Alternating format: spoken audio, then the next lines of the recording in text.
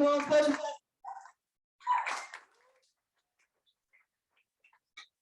Hello, everybody. It's lovely.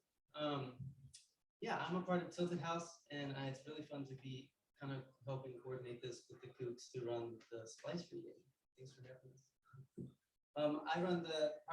I'm one of the editors of Tilted House, and we do a lot of like hand-bound, small run, letterpress books, including a literary journal twice a year, and our first reader is coming up in the next issue in next month.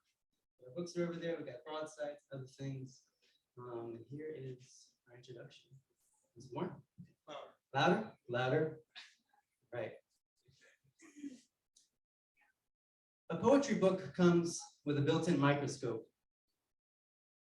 This bulb in this microscope sits in its reflective housing and shines on whatever concept the poet has chosen. This book centers on illness, that book sexuality, this book climate change. But the bulb in Daniel's first book, Anatomy of Want, is too large to fit in any microscope, too complex to be traffic control, and too active to be a floodlight. The reach of these poems is radial. They perform more like a lighthouse, articulating in all directions, covering all ground, leading us towards it. Once we have arrived, we can see that it does indeed have a center, but it's peripatetic, protean, and pulls against itself like a finger trap. Where is the gear shift for desire? What flavors are your lovers? And where and what is the fabric of God? These are just a few, albeit big, questions in Anatomy of Want. In a Western tradition, these poems beckon the Bible, Greek mythology, lilies, and the body. And then on the next page, we're in the Quran, or weeping with Siddhartha. And then we find ourselves in a capitalist hellscape, carrying X-Acto knives with the Hardy Boys. Even Martha Stewart pays a visit. This variegation is reflected not only in the meat, but in the cuts, from multiple choice to free verse, ghazals to sonnets. And it doesn't just rub one out for the sake of getting it everywhere. There is a meticulous arrangement of lamps and lenses that signal God through lust and devour in furtherance of growth. To understand our speaker and perhaps ourselves, we must radiate outwards, throwing light on all corners of the planet. Daniel is a third-generation refugee born in Kuching, Malaysia, to an ethnic Cantonese family who fled wars in China and then Vietnam. He was raised in Chicago, then moved to New York City, where he earned his MFA from the New School in 2006. He then relocated to Seattle and now lives in New Orleans, where we are more than ecstatic to have him. Please join me in welcoming Daniel W.K. Lee.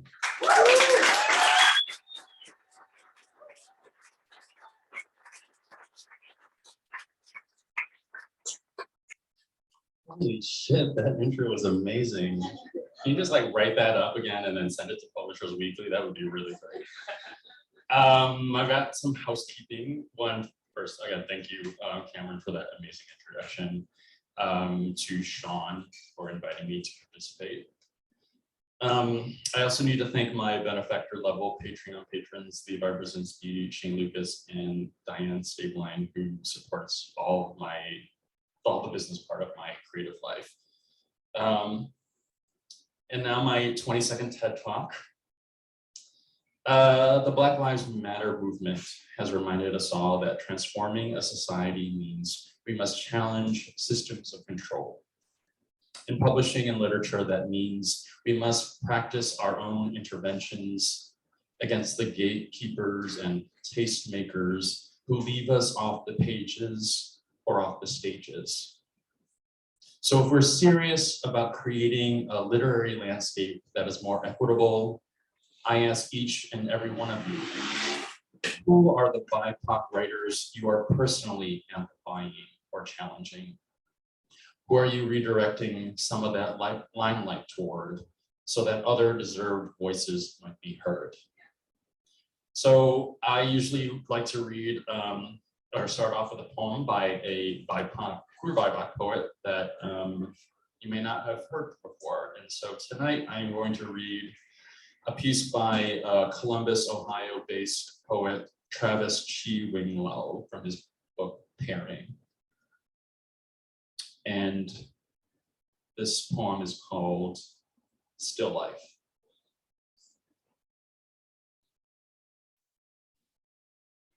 Who am I to consign to dull wax a life that refuses to still? Living is about waxing before the waning comes, before the lids tighten into murders, indexing a tremor that fruits without notice until its warm presence insists.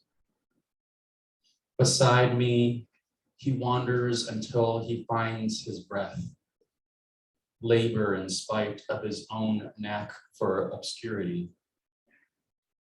A choreography of suffering in the precise angling of his head, arrested and reared back, trammeled by fields of pain from which there is no return.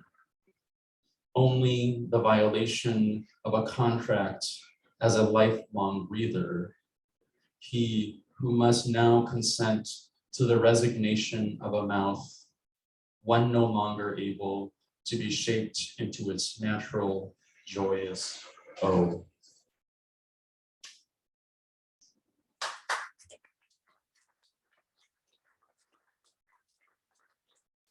So who here has been to Seattle? One person, two people.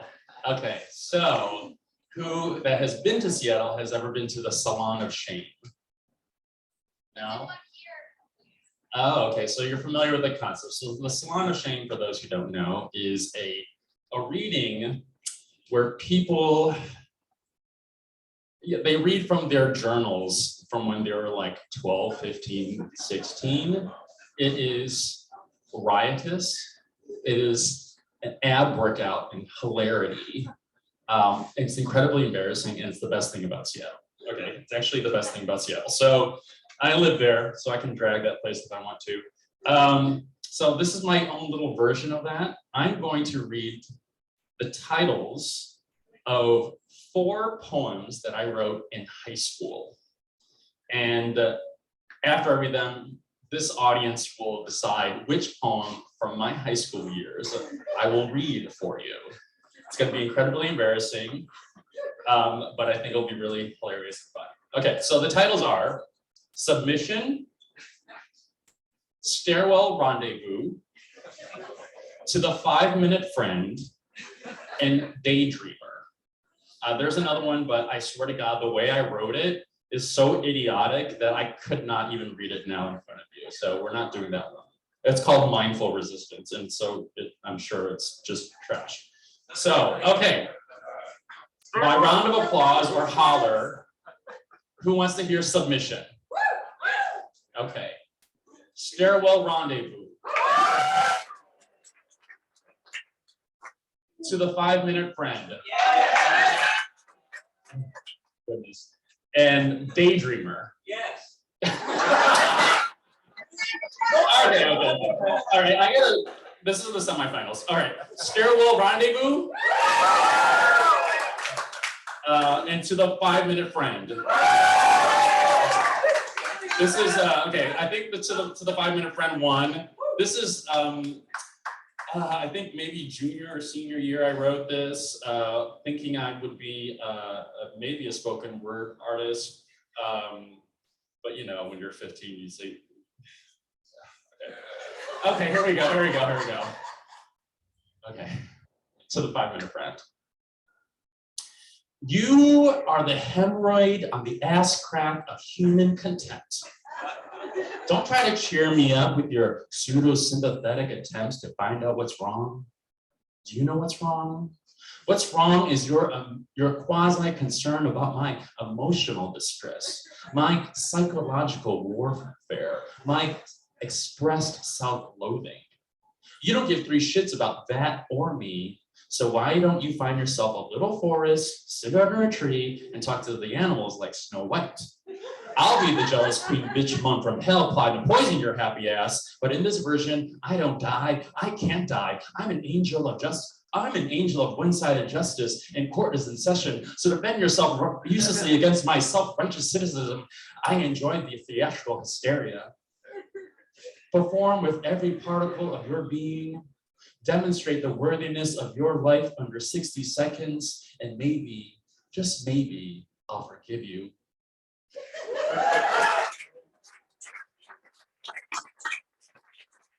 That is just awful, and I really thought I was hot shit. I think I actually read that at a senior year, what is it called? Like talent show. Yeah, I'm sure they love that. I went to a Catholic parochial school. Yeah. I don't think I said ass though. That would have been, yeah. That would have been a thing. Okay. All right, so some poems that I wrote in the last at least decade. The first one is called Doom Scrolling.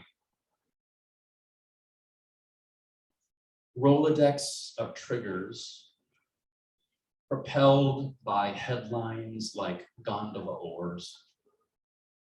Florida Senate approves highly contested Don't Say Gay bill. International mining company destroyed indigenous land, spied on reporters in Guatemala. Tornadoes kill 7 in Iowa. Horrors garnished to clickbait, welcome warnings, translucent rectangles, feigned sensitivity, get smeared away. Our eyes are the fish's gaping maws, skull meat punctured, hooked from inside gathered sounds. Blinking, handcuffed, tongue arrests its plucking. Ukraine condemns atrocities as Russia bombs maternity hospital. US releases mentally ill torture survivor held at Guantanamo for 20 years. Confirmed global 19 death toll passes 6 million. Now's not the time to be voracious. If Russia stops fighting, there will be no war. But if Ukraine stops fighting, there will be no Ukraine. What we're seeing is a national, well-funded effort to attack and eradicate trans youth and trans lives. Our dependency on oil means we depend on tyrants. Jockeying for feelings like glitter glazed throws, a banal carnival revelry, better off getting off.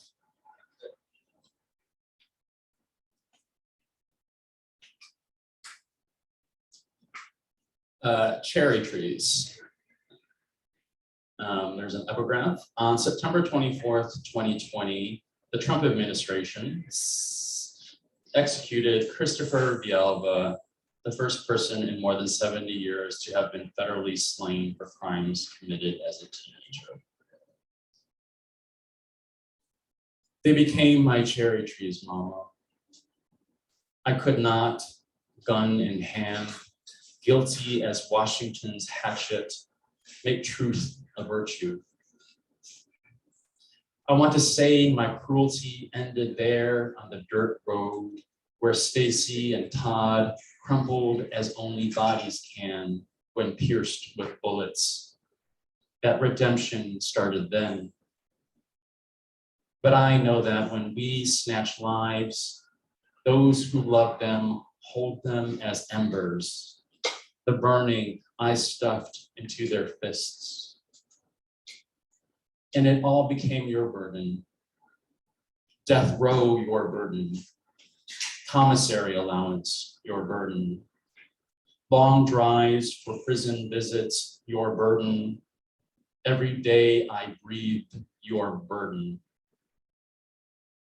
If you are reading this, you know I've at last walked dead. An eye executes an eye, so everyone sees blood. The law does not recognize forgiveness. One day, your love, maybe one day, your love will change things.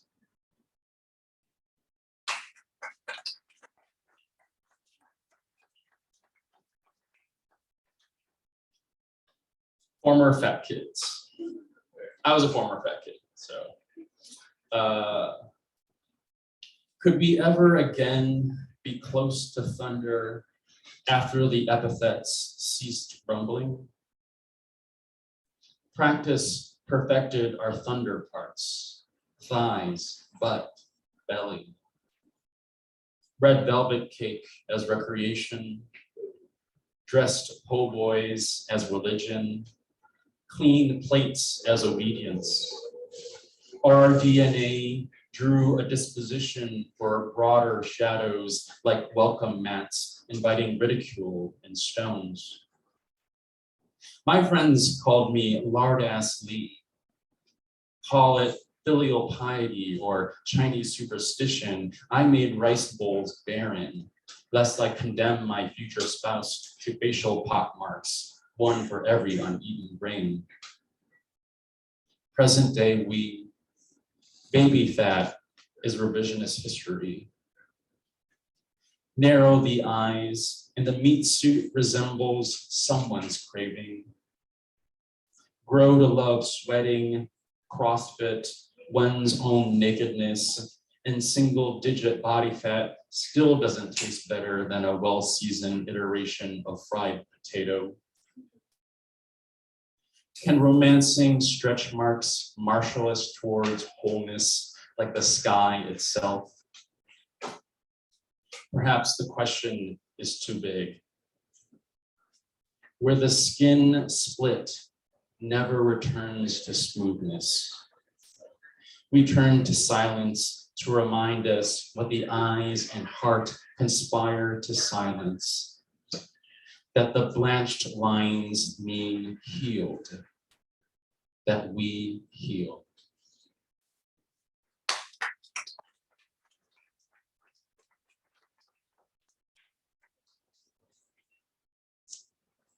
Bereavement. The frame rescinds a memory, a slice of wedding, of a short-lived marriage, an ancestor, puppyhood, or a vista of peaks like the spine of a stegosaurus. The fate of that photo was to hide behind a yellowing elementary school portrait or filed into a landfill. You want to save the snapshot of our smushed cheeked faces from the dust to prove affection had not been subtracted or some other miscalculation. But it is spilled whiskey from the cast. It is the light's arrival long after the star was extinguished. All losses accepted as total.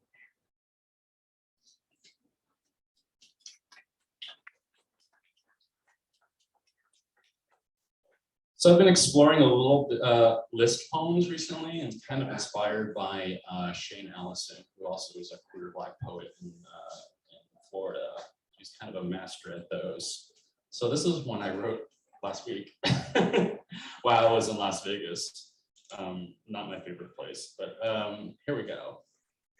Useful taxonomies. Chaos stirs, quarter flippers, order hoarders, facetious proposers, food pornographers, crawfish hustlers, fanatics of the deviled egg, enemies of bread, Tabasco sauce hardliners, salt in that pepper like Reed Richards, compilers of gingers, the type that grinds their own garam masala, the type that blends her own fade, the type that mends his own holes, home picklers, ticklish butches, savage, ravaged, salvaged, vintage, women who drink it neat, mama's boys, daddy's boys, the anti-boys club, boys who wore husky pants, one night stands, Trixie and Katya stands, Médecins Sans Frontières, zodiac signs that end in O, those forlorn for New Orleans, those dancing on their own, those cum gutter carvers, them guys with the vocal fry, them bitches, my bitches, perils, lavages, extravaganzas, house mothers, queens, terrestrial angels, presidents of the United Hates, apologists of occupation, account holders from the banks of exile, the ones who stayed, who aren't the same as the ones who wouldn't go, the ones who you thought would never leave, the ones who came to hear their heart beating, the one who never arrived to hear this heartbeat.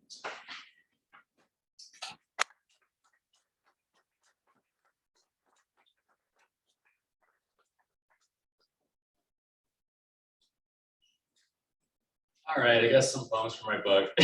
So maybe you'll be enticed to read it or buy it or something.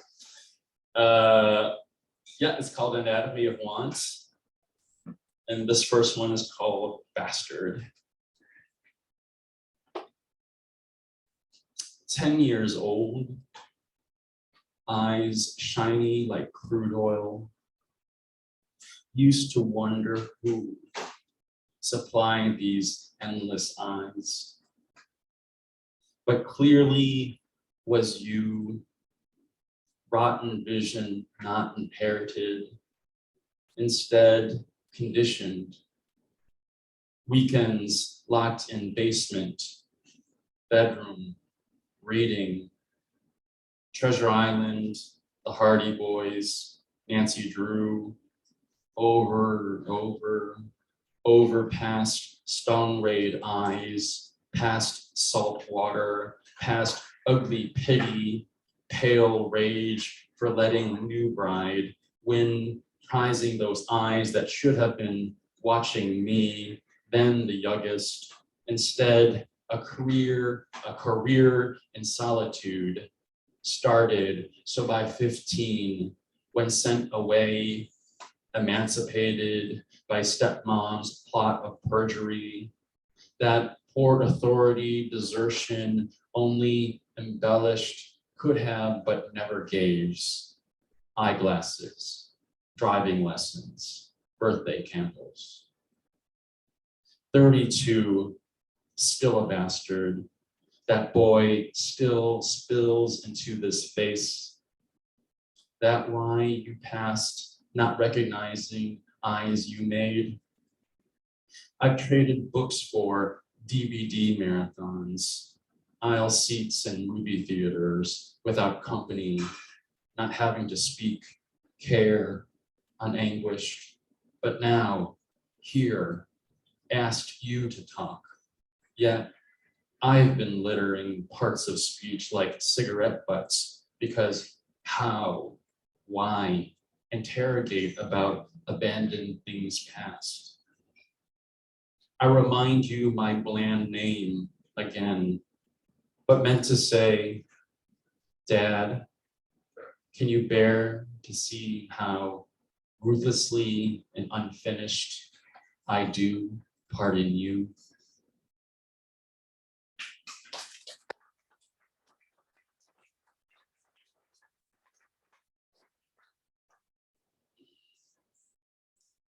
Vignettes after a breakup. 1. Long before the alarm, mornings require a reckoning. The gut is smooth and empty. The previous day's resilience pours out on the mattress. The sunlight makes explicit such matters leave no stain. 2. Breakfast is a minefield where one must avoid sin.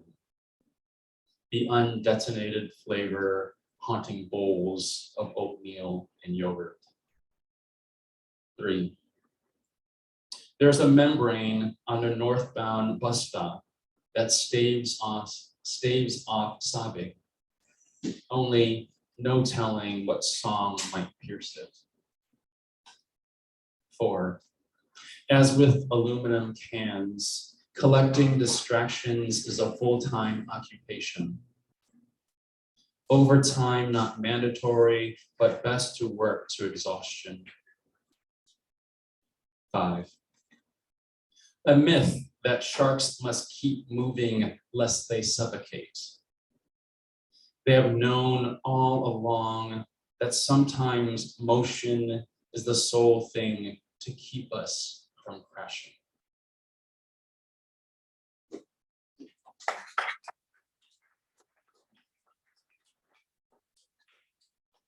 Just a few more. Furnish.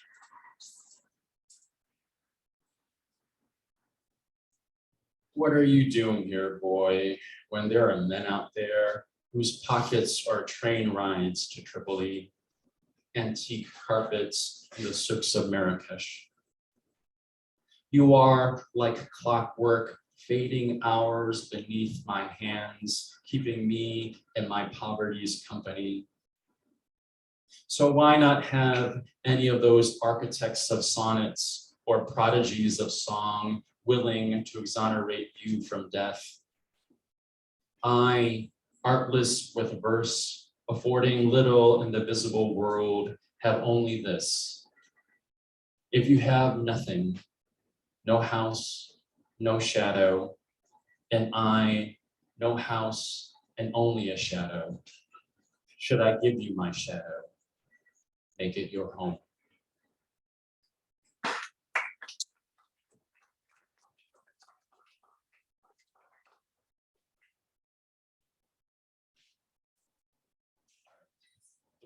Three more of my short poems, apocryphal. Before the salt comes and melts another season, let's just lay down on this serenade of snow. You where only letters reach, and I a place with no post office. If this were a rehearsal for being together, perhaps the impressions of our bodies would appear less like smudges on winter's cheek and closer to a footprint, evidence of a doe, suggesting beyond speculation that we at least were.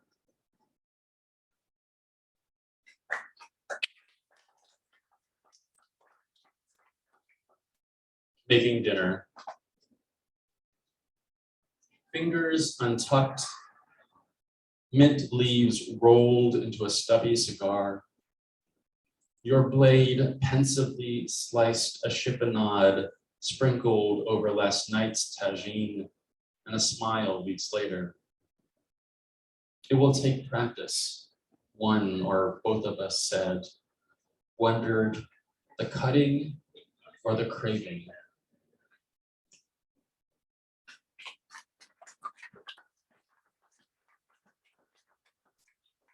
And this is the last one. It's called It's No Secret. It's no secret. There is home in kissing you, mon ami. Smokeless burning, we meet in houses of sometimes tender, sometimes white flames, because nothing is meant to last. At best, a finish.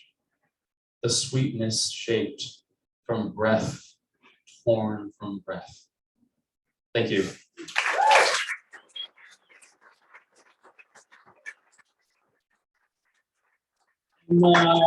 Five drinks.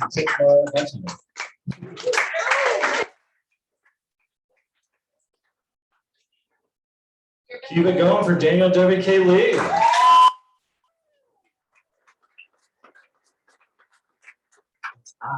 spicy out here. I like it. It's going to be a tight night tonight.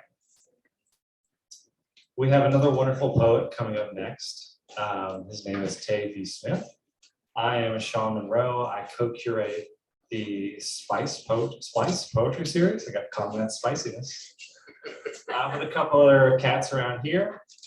So Tay's work vibrates the gaps at the edges of genre. Both regarded and engaged, his poems are visceral insights into what Audre Lorde calls poetry as illumination. Yet Tay's poems expand and layer that idea with tactile oral revelations. His body of work manifests a person of letters, light, voice, sound, and strings. His poems, like great music, vibrate in your nervous system and settle like the rumble of thunder. We're honored to have Tay V. Smith perform tonight. He is the author of the chapbook Permission to Speak from Spoken Visions in 1990. The collection Here We Are and his first middle grade novel is set for release this October through Hidden Timber Books. Tay's short fiction appears or is forthcoming in several publications such as Tin House, Blavity, Black Girl in Ulm, and the Kenyan Review with an A, not an O. Tay lives, teaches history and creative writing in New Orleans. Please welcome to the stage, Tay V. Smith.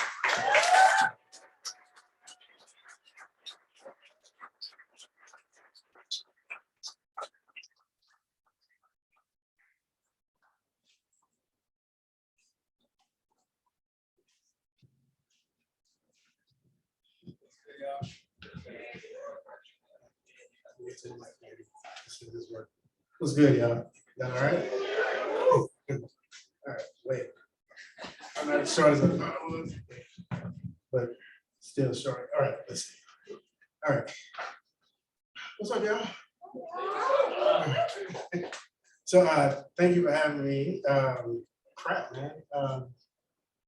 I was wondering who you were talking about. I was like, me? I'm gonna jump right into it. So I moved to New Orleans and I was teaching 6th grade social studies. When I got there, my students were at 83% unsatisfactory on their test, on their last interim test. So then one of my students, because students tend to look you up, and found my book and was like, Mr. Smith, you should write a book about us. I was like, word? I was like, all right. All right, let's do this. If you get your lunch every day, come back up to the classroom and let's change those scores. You change those scores, I got you. So they went from an 83 to a 13%. And this was like a month and a half. So then a month after that, I wrote Exit Ticket, a middle grade novel in verse. Told from two perspectives, one from the 6th grader, Lil J, and his teacher, Mr. Warrington. So if that's all right, I'm gonna read 2 parts of that, and then you actually set the tone, because then I'm gonna read something that I wrote when I was 12. So,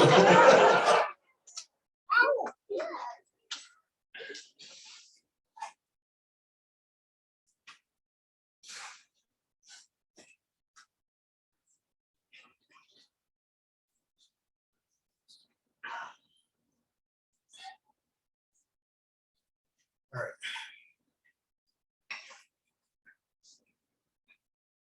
What's down? They call me Lil J. My mama, my aunt, my grandma, my papa, my friends, even teachers call me Lil J. I don't remember a time when I was called anything different. My family has a Lil in every generation, like Lil Arrow for Earlington, who survived the sugar plantations, Lil Henny for Henrietta, who survived the Black Codes, Lil Ant for Antoine, who survived frontier justice, my uncle Lil Ronnie, who kind of survived prison, and I'm Lil J, the survivor of middle school. I guess the name just kind of stuck, like J is my reward for surviving all the other alphabets. Now, I don't know you yet, so I ain't gonna get into what my real name is. I ain't pick it, Like Superman didn't pick his nickname or costume. That looks like he should be called Consonant Man or Yoga Man. Either way, the name Superman is meant to hide who he really is from people who wouldn't understand, from people who might find out that he is weak because the real him, dude in the glasses and teacher pants, has someone who loves him. But Lil J is bulletproof. I wonder though, if this world is made up too. If I'm just a character in some book meant to warn kids about the dangers of being little. Some days I don't feel like life is real. I don't feel like school is real. I don't feel like I'm real. Like all this made up, like all these rules and punishment, like all this death and pain gotta be fake, like it's all gotta be a part of a dream or a nightmare, and maybe you ain't having the same dream. Maybe you ain't living the same dream. Maybe you can get some rest or some truth out of all of this. I wanna tell you the truth about my life, and mainly about my school and about my teachers. I want to let you know how they only care about kicking kids out of classrooms, like it make their day or something, to get paid for having empty seats. It's like teachers take one look at us and they hear how loud we talk, how loud we laugh. They see how hard we play. They think they know how hard we live, and they think every interaction will lead to something they can't control because their whole job is to find ways to control kids because they're scared of anything they can't control because they forgot how it feels to not be so done up. Now, what they don't know, what they don't see is all that noise is wrapped around lives that make you hold your breath. That for most of us, school is a moment to breathe. Every feeling, every laugh, all the anger, all the sadness, every breath we've been swallowing comes roaring out of us like an open fire hydrant. Sometimes you got to scream to remember that you are alive, that you survived everything. Your throat was too dry to speak. Kicking kids out of class is easy. It's like having an icing off a cake with no cake in the middle. It's how you can convince yourself that your job is sweet and ain't nothing missing. Now, I know you won't believe me though. Nobody ever believes kids like me.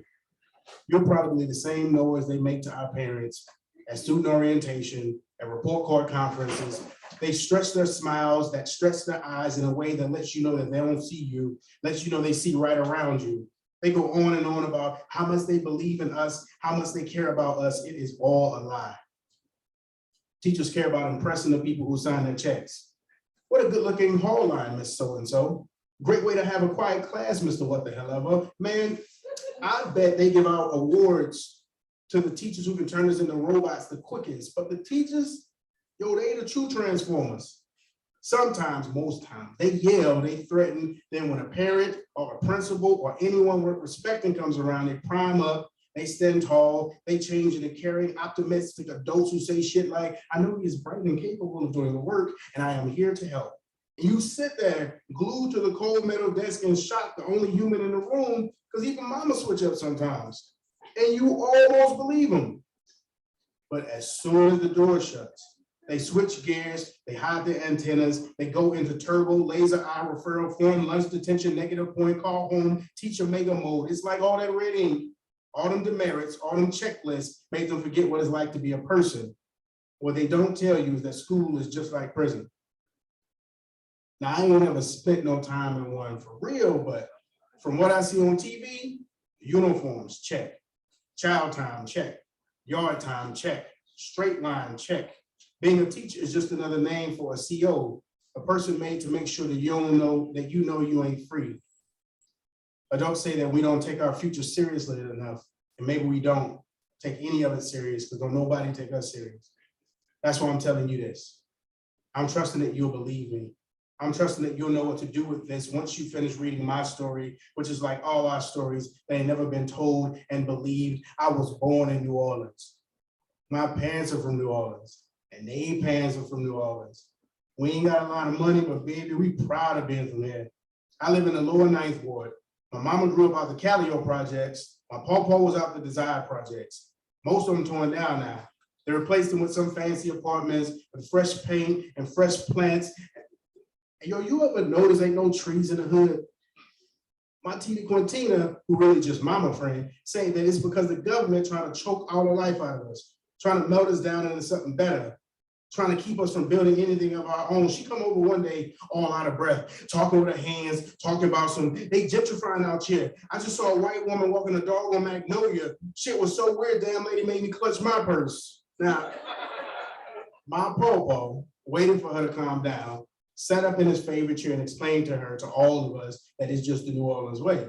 That every year something black closes, he says, every year that something white opens in the same place that used to keep black folk open. They playing chess, he said, only we ain't need much on the board.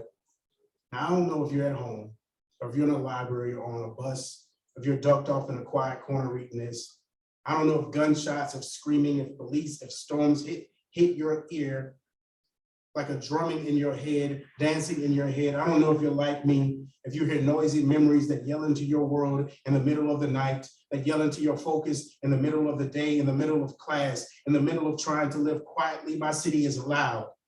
So loud that people from quiet places, people who know how to forgive themselves real good, fly here. They eat, they get drunk enough to praise themselves, like the French Quarter cleanses sins, like Second Line Sundays hold the soundtrack to heaven. They do things they don't talk about when they get back to their quiet places, because even there, silence is made to pretend. They hush about things, they smile to themselves over supper and never mention New Orleans or her people again. Even so, I don't know no other place, and I don't want to. If you're from here, the city, and all this life is born in your bones, mama say, the storm blew your daddy to Houston and he never felt the wind to blow back. Maybe that's why it's hard to breathe some nights. Daddy left before I could notice. It's like he took most of the wind with him, like the air is storming us, like I gotta breathe for both of us now, like deep breaths under the cover protects me and mama from any storm that may try to come down I-10. I used to daydream that one day daddy would surprise me. And one day he was short when I was changing classes. I'd hug him, he'd hug me. Everybody else would go into their classrooms and the hallway would be all ours. We would talk about everything. He would tell me how big I've gotten. He would tell me that he's proud of me. He would tell me where he's been. I would be so happy that I would learn right in the middle of that hall, a new way to breathe. I would keep this new way safe all day, then take it home and teach it to mama, my mama, Latanya Jones. Went to the same school I attend now. It was called something different when she was a student. It'll be called something else after whoever takes it over next year. I've been there before, Jay, mama says. Every time she needs me to understand that she understands why I did something that ain't had no business doing, understand? Like the time I punched Big Head Keith from down the street in his big head, yeah? For making big fun of her for having to sell part of our EBT benefits to pay rent. Like the time I got so angry at the lady with the bad breath who kept pulling me out of class in 5th grade, talking to me about my IEP in a way that let me know she thought me and whatever she was writing on the paper was the same person, was the whole thing of me. I've been there before, Jay, she said, after I was suspended for flipping over the school desk over and scaring Miss Stank Breath. I've been in this building my whole life. I've seen principals leave and teachers quit on us in the middle of the year. I'm in the 6th grade and we just found out that the school is closing after this year. So why? Why would we keep trying when the whole building is giving up?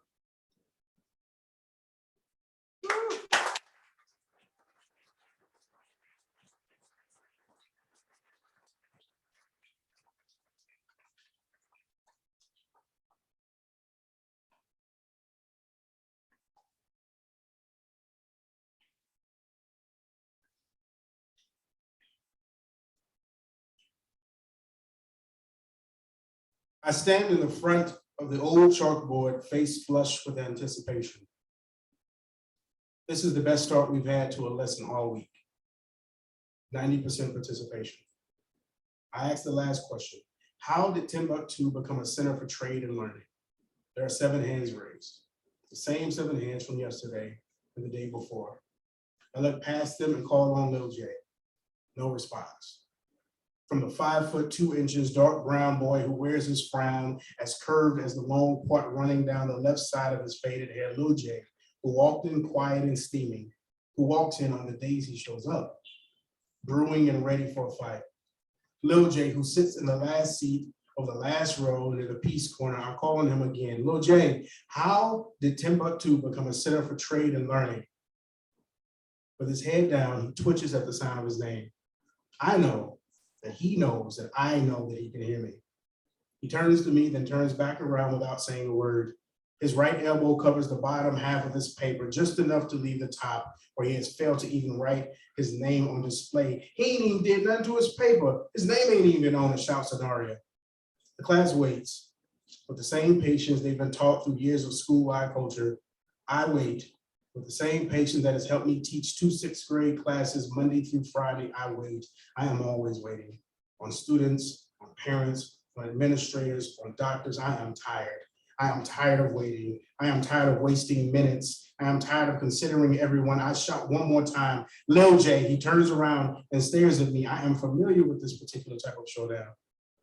Like the ones from the Wild West films my father would force me to watch years ago at the foot of my parents' bed every Saturday morning growing up. Same type of Westerns my father, Nelson Warrington, now begs for me to download and bring with me to the hospital on the iPad I bought him last Christmas. During this, his worst round of chemo. His favorite spaghetti Western in the whole wide world is A Fistful of Dollars. In it, a stranger arrives in the little town of San Miguel. The town innkeeper tells the stranger about a feud between 2 families trying to gain control of the town. The stranger decides to play each family against the other in order to make money. He proves his skill with his gun to both sides by winning a stare down with 4 men who insulted him as he entered town. Well, here I am, in the middle of my very own dust-rolling confrontation. We continue our stare. I hear murmuring in the background that I can't be concerned about. It would break my focus and he would win. Lil J, again. Lil J, and again. Lil J, Wallace moves to another row. I can see Lil J's fist ball around the bottom of the wooden desk. Full of frustration, I yell, Jonathan Jones. The name erupts out of me and spills over the whole room. The class falls silent, mouths wide, hands over ears as if they heard evil, eyes covered as if they saw it. Everyone knows that no one, I mean absolutely no one, calls him by his real name. As the rest of the class waits to see what will come of this boiling confrontation, Denaya jumps up on her chair. Oh shit, son, what the? Before she can get to the worst of it, Lil J's fist slams on the top of his desk. His chair is sent flying behind him and the classroom explodes. The last time I heard anyone call me Jonathan was just before Grandpa LaB got too sick to fuss at me about playing video games. Thing is, I started mourning about a week before he died, like I knew it. I remember his face turning a pale brown, like the sickness was washing him away, like the cancer was washing all the color out. He stopped laughing, he stopped fretting. I wish he'd yell at me one more time. I wish he'd scream at me. With that shaking smile in his voice, oh, Jonathan, yeah, life, real life is on the other side of that phone. Keep yourself glued to it, you're gonna fool around, miss it. I promise I would look up. I promise I would listen this time before I was out of time. I would give anything to hear his voice one more time. I would delete every game at Snapchat, at Instagram. I would give anything to anyone, anywhere to hear him, to come back, for him to call all of me and not some short version of myself, the kind that make you smaller than what you really are. Now, I don't know how you learn. I don't know what kind of tricks you use to keep you from falling asleep, to keep you from clicking out, to keep you from giving up on school. I hate social studies, especially now. I don't want to hear about no ancestors and great men and women who died long, long ago, not when a great man died less than a month ago, and ain't nobody saying nothing. Ain't no book and no classroom, so I don't know about passing tests. I don't know about passing grades, but I ain't trying to fail at remembering. I'll tell you the truth. I sit in the back because I'm afraid that if I put too many things in my head, the facts, the dates, the names might just push out the thoughts of Grandpa LaB, Grandpa LaB, Grandpa LaB. That's what's on the piece of paper in front of me. That's what's on the piece of folded paper in my pocket. I've been writing it over and over every time a teacher makes me write something, anything that ain't him. Grandpa LaB, Grandpa LaB, Grandpa LaB. That's how you win a shootout. Like the ones Pawpaw used to watch, the quickest man to his gun wins. I gotta be quicker to my pen than the teachers. Grandpa LaB, Grandpa LaB, Grandpa LaB. You write it over and over again. It's how you keep his memory alive. It's how you keep from yourself from dying inside. Maybe it'll reverse everything. Maybe he'll undie so I can start living again. Maybe he'll call up to the school and ask for Jonathan Jones and I'll be happy to hear. Jonathan Jones over the loudspeaker. Jonathan Jones from the man with the leaning hat. Jonathan Jones is reserved for LaB Jones, not for Kevin Warrington.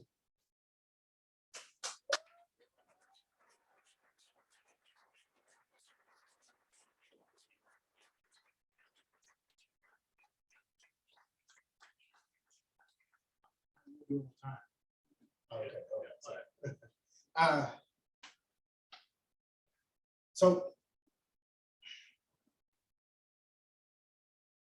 it's funny, right? So I wrote this story about these students, And then just wrote a YA novel about the students that I was teaching this year. And I was working at a school. I won't say the name. I was working at a school, and there was a lot of like microaggressions going on with the Black staff, particularly Black women. So there was a kid and an adult who was like really harassing like this young Black teacher, and she had like walked out of the building like 4 or 5 times in tears. And she had followed all those steps, all the procedures, she followed everything. And they did nothing to protect her. So then yesterday, the kid, calls her a bitch and threatens to beat her up and everything. And she leaves, she's crying, and she tells them about it. Nothing happens, he returns back today. And he approaches her and like bumps her and pushes her against the wall and has her cornered in a room. So I hear the scuffle next door. So I walk over, push him off of her, and she storms out of the building in tears, quits. So I make sure the class is okay, and I'm talking to the Black and brown boys in the classroom about being in a space where Black women are unprotected. And I go to leave to teach my next class, and I get fired today for inciting violence. So, but I got a book out the school, so I appreciate them. But no, yeah, this happened like, so I'm saying that, so I think some people have like maybe heard me read before, and I'm like trying to push this stuff out, but like I'm kind of bummed about this. So yeah, so it just sucks. It just sucks. Yeah, sucks. But on a lighter note, so, yeah. So thank you, I appreciate that. So I'm 12 years old, same age as Lil J in the book. And there's this woman, and she's 25. I'm certain I got a shot, right? And like I'm coming with everything I got, right? I'm like, I got candy, like what you want, right? So I write her, and it was my first ever love poem. And to this day, it's still my favorite poem. So I write her this poem. I'm like, this is gonna get it. And like, cause she was moving out of town. And I'm like, she's gonna read this and she's gonna come back. You would have been waiting for it. Like, she's gonna like, it's gonna be this whole moment. It did not happen. It did not happen. Actually, I've not heard from her or how she received the poem. But the poem was super original, and the title, brilliant. Let me count the ways. All right, so the first 10 minutes, my soul gets hysterical and wishes you back. The thought of you not being here sends my heart like 20 attacks. And if I let 30 minutes go by, I think of calling just to see where you're at. Crazy, yeah, for you and all of that. And if we up and disagree, crap, I done forgot it already. No. So, yeah, that's that, sorry.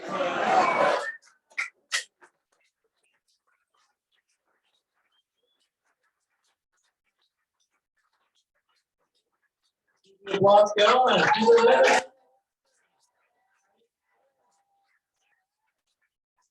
All right, we're gonna take a hard 15-minute intermission.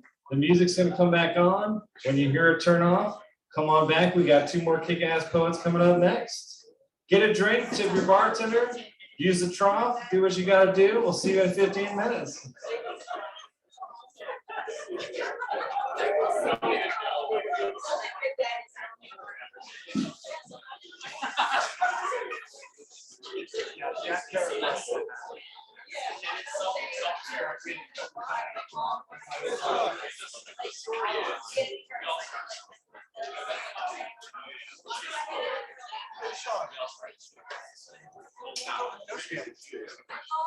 So Justin, you know what that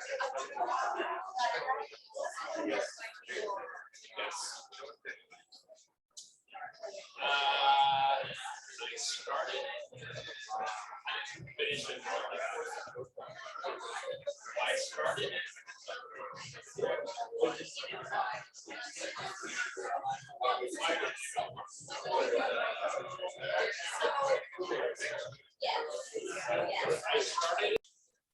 short, we'll use this microphone tonight.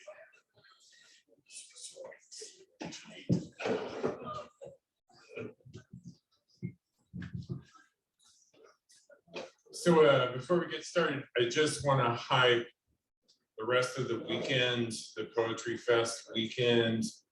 Tomorrow night at Zeitgeist, we have a really wild show coming up with Rocio Cerrone right here from Mexico City, and Enrique Winter is coming in from Santiago, Chile. And then we've got more Chilean poets that will be zooming in from Chile itself on the big screen at Zeitgeist. And so please come out for that. It's going to be pretty crazy. You will be blown away by Rocio's work. It is quite stunning. And then don't forget Saturday and Sunday, the Small Press Fair, book fair all day, both days at Greenway Station, the old Braytech station over at the end of Bayou St. John, over by Parkway Tavern. And there'll be readings in there in that big space all day long, and the book fair and all kinds of crazy shit. Plus, it looks like we're going to have a second line at the end of the day too. I've been trying to organize this and it keeps falling apart and coming back. But I think it's going to happen. And then Saturday night, please come for our main feature with Ricky Laurentis and Joelle McSweeney, reading in the same venue, 7 o'clock Saturday night. So 7 o'clock every night from now on until you can't remember. That's this is your life, okay? And now I'm going to introduce one of the guys who put together this night for us, one of the instigators of the Splice series, and he's going to introduce the next reader, Ruby Guttuscon.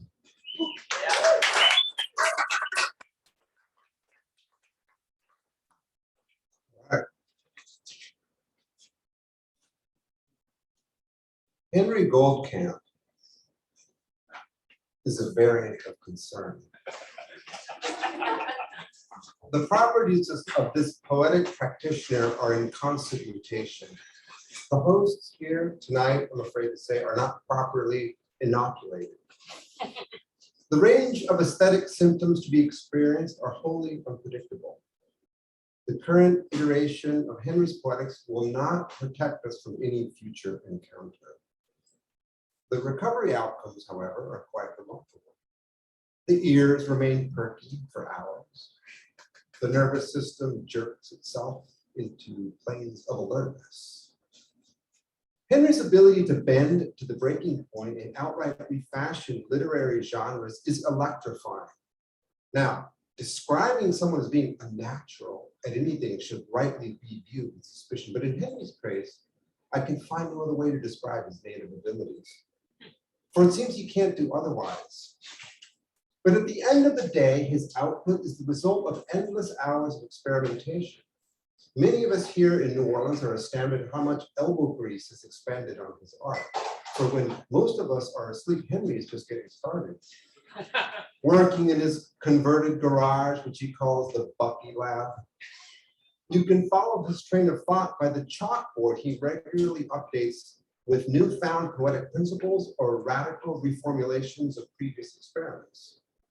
Whether testing voicings, densities of content, modularity of forms, textures of social location, sequencing, sub-memes, parsing of accents and tones, minimalizing maximalism or maximalizing minimalism, his aim is always to volatilize poetic expression. Using the very language at hand, the words and rhythms of the poems themselves, Henry hopes to reveal in as bright a light as possible the complex social vectors underlying even our most mundane activities and assumptions. Also, he's game for a quickie seance, channeling John Berryman for you, one-on-one.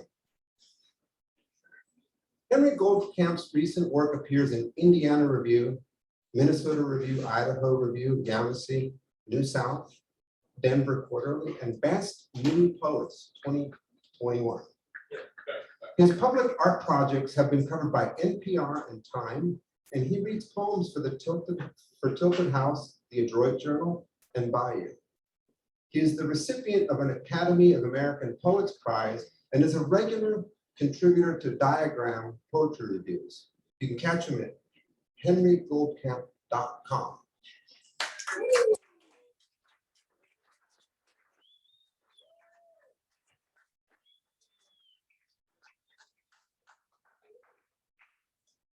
One's called Gas Guzzler Goes Ski.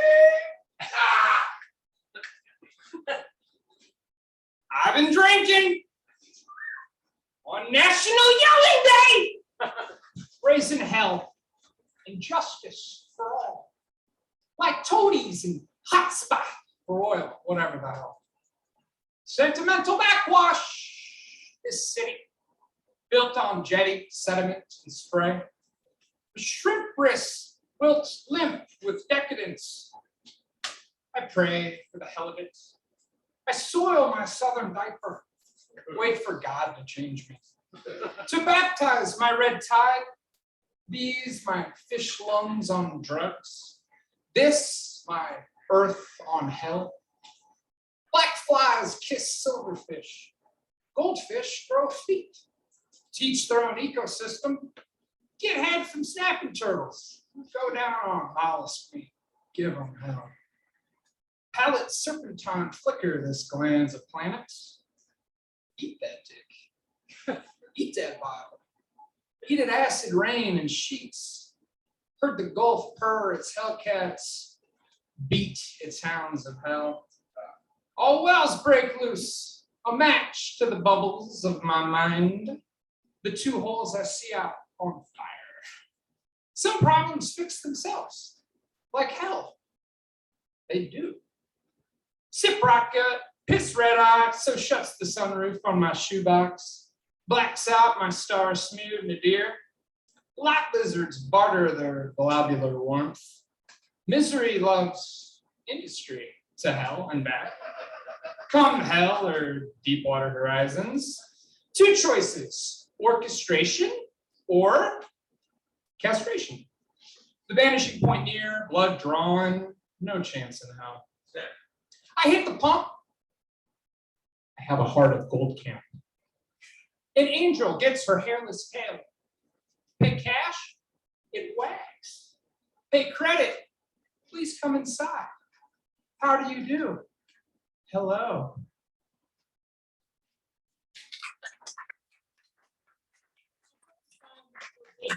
To Splice, to Rubber Flower, to all the people that did introductions, to all the people that are doing work behind the scenes as volunteers. I thank you. I thank my fellow readers, Kay and Karisma and Daniel. It's such an honor and above all, a pleasure to be here. So thanks. And we're just going to keep going. Spiritual. This, the river dump. We smell wet, sleep with sleeping dogs. Gave mom a status straight away. Got fleas in a week, so on and so forth. Here, Val's got a bum knee each. Them prophets of bad weather. Me, come from sexy Texas. You, your heart filled of bladder fluid. Sheep, metal, cane, syrup. I speak complete sentences. Fuck. You ain't about to fake it. Licking the floor of you tastes like licking the floor of fives and dimes on fire. Said, you on the other side of the moat now, snitch. And then a forgiving God down here. Born again so many times, got me believing I'm invincible. Cashed in my sword and shield once copper broke $1. Collect the cut off fingers of uncles. We'd have a full set to bet with. Call me corn cuckler, because I went crayon to career. Come at me, Your hand holder in dirt. Watch my mouth. The wires just got out. Weren't sure if you know or not my weak spot. Savage in Texas, near spelt the same. Horse sense. Let the rat tails and ponytails hightail out here. Plains sight. Words never can talk louder than words. Common fucking science.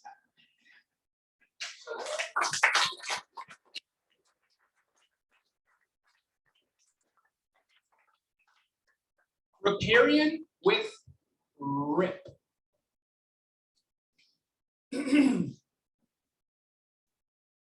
Sure, she answers and abhors and absorbs and blames and blesses and breathes and bleeds and blends and bends and beds and burns and churns and churs and curses and curdles and circles and chants and crosses and carouses and devils and dams and decants and dishes and drinks and drains and drowns and drones and dribbles and drives and drips and dredges and drenches and dunks and dogs and eyes and eeks and eddies and ebbs and fibs and feathers and fathers and frosts and foams and floats and flies and fails and falls and furls and fusses and festers and founders and forgives and freezes and feeds and gluts and guts and gulps and gushes and gossips and gabs and glams and grins and grimes and grieves and heaves and hobnobs and hoodoos and ills and inks and inches and juices and jellies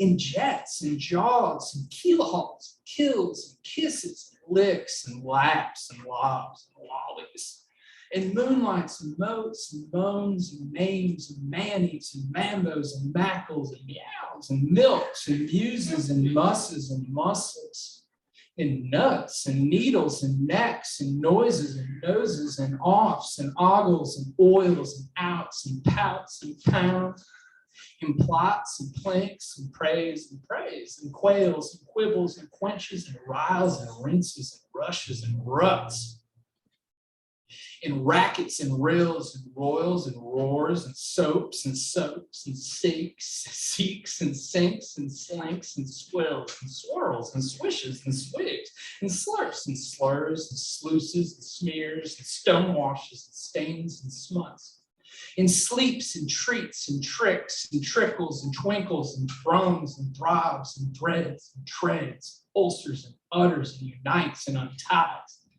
and upbraids and uglies and upchucks and vultures and varnishes and wicks and worms and works and whirs and whirls and worries and wars and exports and excels and expels and excites and it X's and it X's and it X's and it yaks and it yanks and it yammers and it yips and it yens and it zens. Yet to me, she just sings her great plaint, sings her long green streak of beef. Oh, wine, oh, full bar. No matter how hard she rids herself, her heart refills.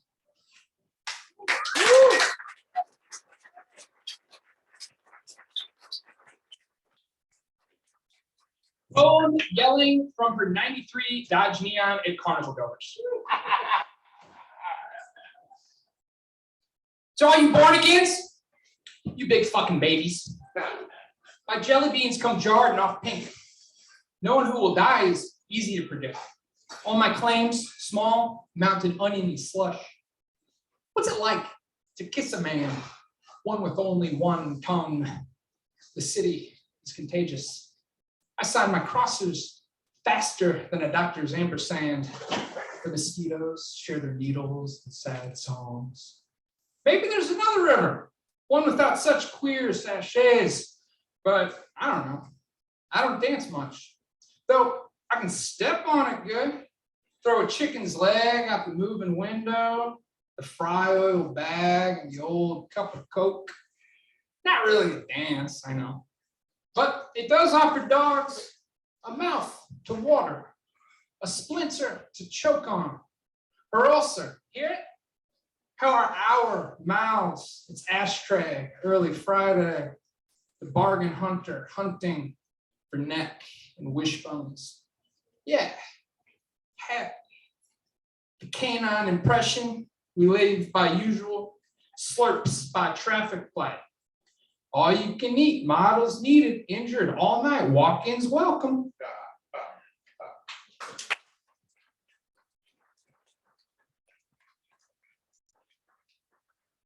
All right. This is the long version. You got the zippers that say YKK. Well, this is what it stands for. Yoshida Kogyo Kabusha Kikasha Zuihitsu. What, Mississippi? Eating parking lot fish with what's-her-face, the janitor. Ablutions goo out the window unit of church. She chews standing, lets drip her pickle spit. I swallow the bones out loud. To Mississippi! She tells me her favorite apple is Gala. That till her 30s, she didn't even know that meant party. I tell her if there's one thing man is good at, it's devouring the party between his sweet teeth. Free Mississippi! She plays me an iffy record of a man who committed suicide by cyanide. He swallowed hundreds of apple seeds, each containing small amounts of the toxic salt. For Mississippi! You unlearn something new every day. Her seed time was a kind of white pride, clomping South County Mall in shrink boots. We're on our way. Ah, Mississippi! Bush rattle in the bed of her man's Cheyenne gauges how fast we go. The speedometer shot. The streets on fire. 6 Mississippi! I like the gold parts of her teeth, the funny smell of her hands after brassoing the holy water font.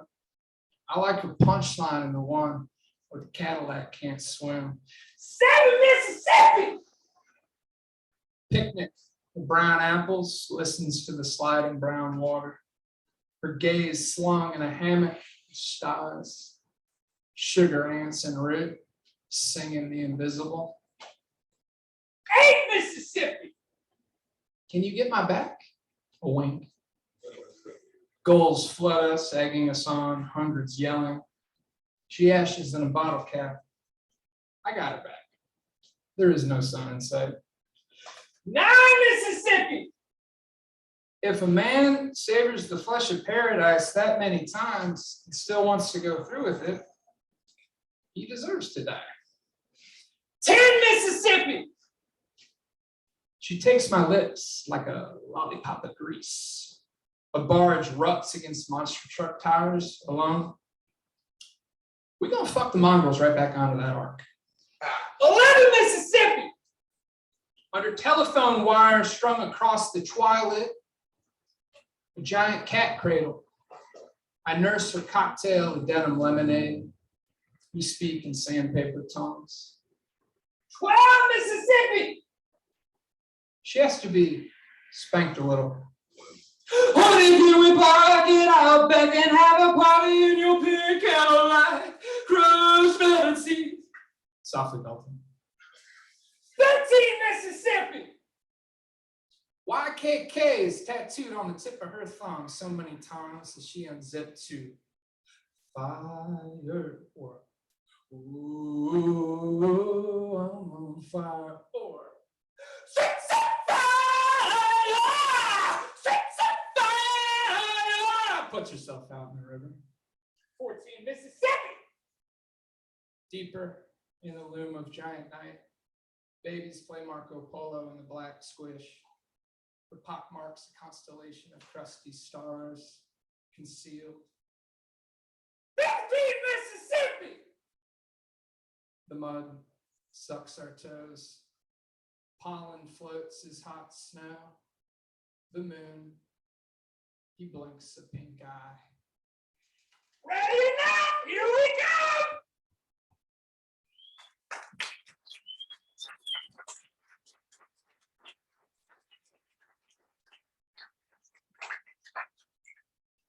Villanelli in which your boyfriend is a boozy bitch. The nightlife don't allow for sleep. He offer a rock glass again, a gin to toast. Then iron you.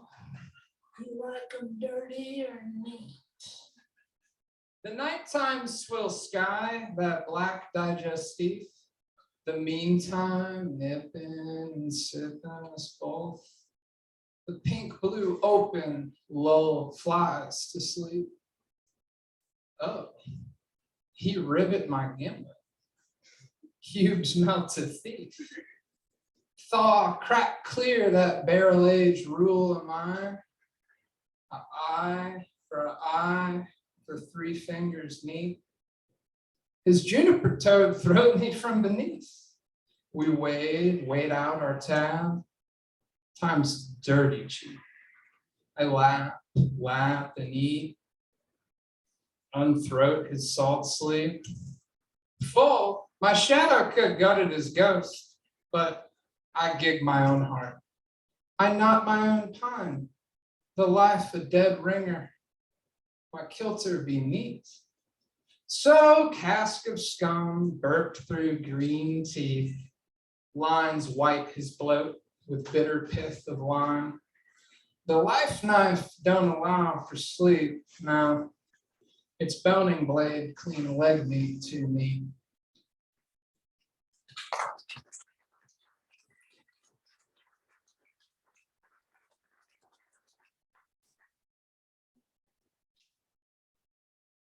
The scales of good and evil glisten.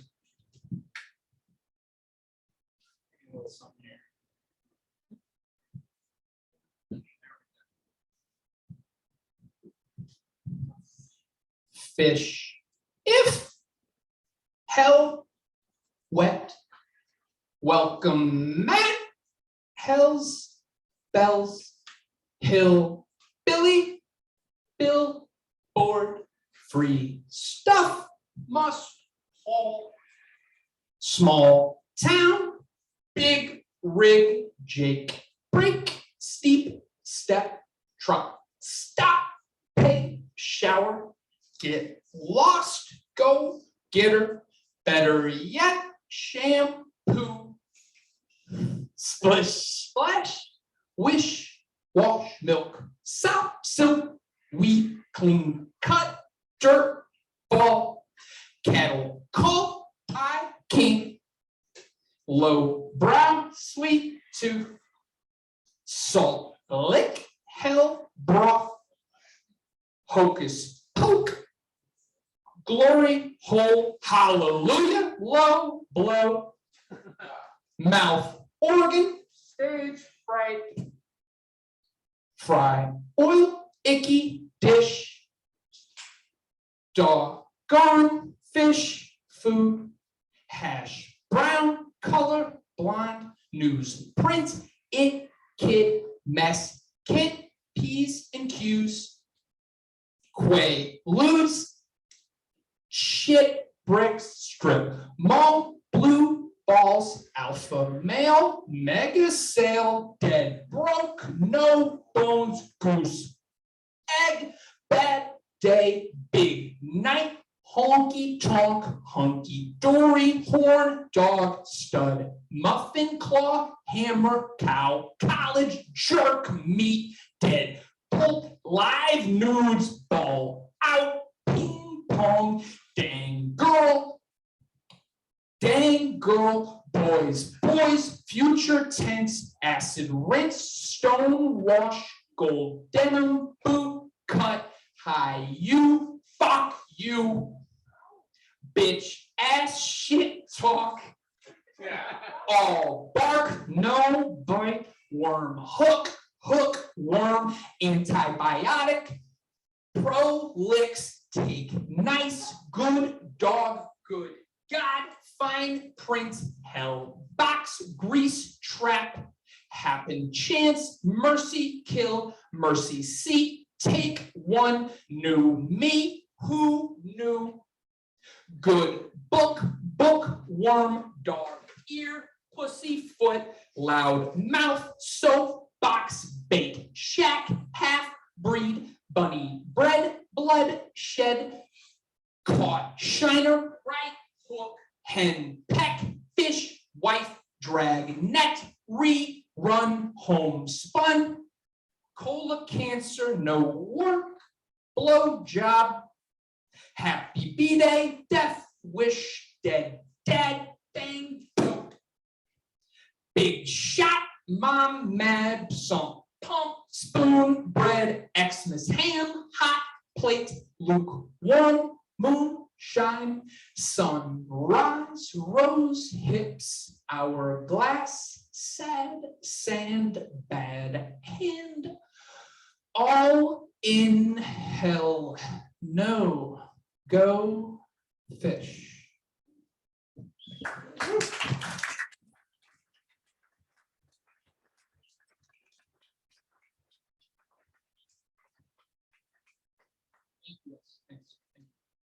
The Our Daddy. Anybody up top want to be God? Yeah. Perfect. Stand up and just give me a focal point. This is always better to just, oh, wow, you kind of look exactly how I imagined you to look. This is wonderful. Thank you. This poem is called The Our Daddy.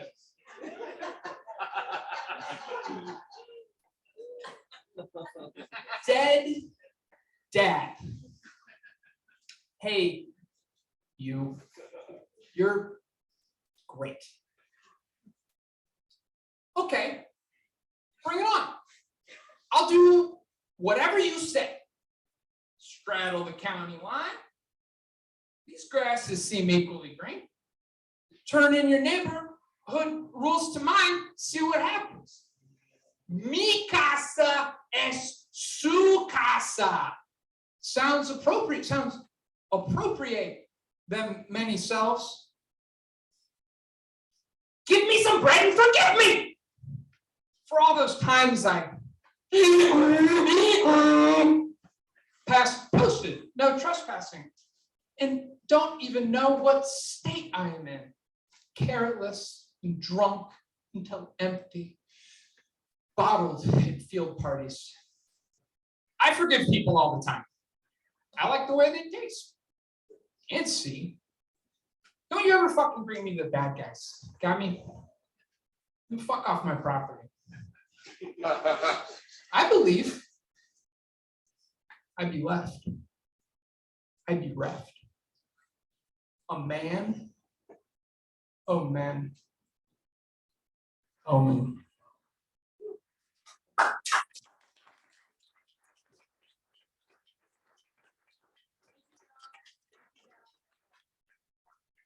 The next three, I'm just going to read what the note says. So the next three are just different note. The following poems are collaged erasures from Richard Masterson. Our 2-year correspondence ended once Richard was killed by the state of Texas on January 20th, 2016. Ample evidence suggests he is innocent. These are for Richard and friendship.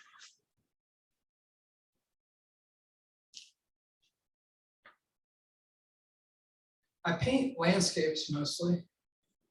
Sunset things change color like snow, purple and pink or whatever. A black bear, like a turkey through a cornfield, come out the woods all the time, yelling from all the animals. I am a person.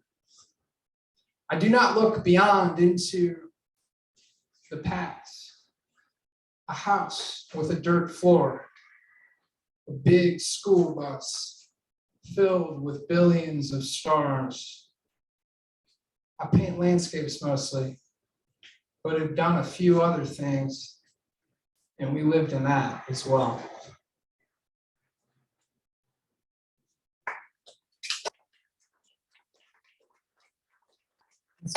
Second one from that sequence. Dude, I do not fear death. Everyone else pretty much abandoned me. No, I don't think I am happy because I just think handcuffed, Drunks and Bible thumpers, everywhere we go. We have been both. His face is something in my mind all these years. It is like the Bible beat the living shit out of me. I love the rain, but not when I'm trying to walk around and see the sights. All right, this is the last one for now. If I lived today, mostly quiet, if a person can sing, if you get away from the city, if you've robbed any churches, if you've thought about this, if it is fiction or non-fiction, if I get a date that opens all the doors, if you are doing peppers and onions, if they say no, if you put a pretty label on a bottle, if this is all there is for me, then tomorrow will start.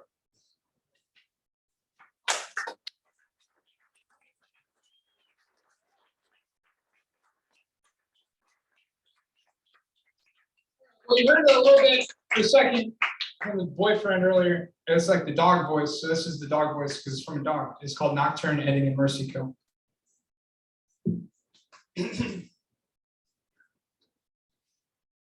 My belly is a carton of agate and lead.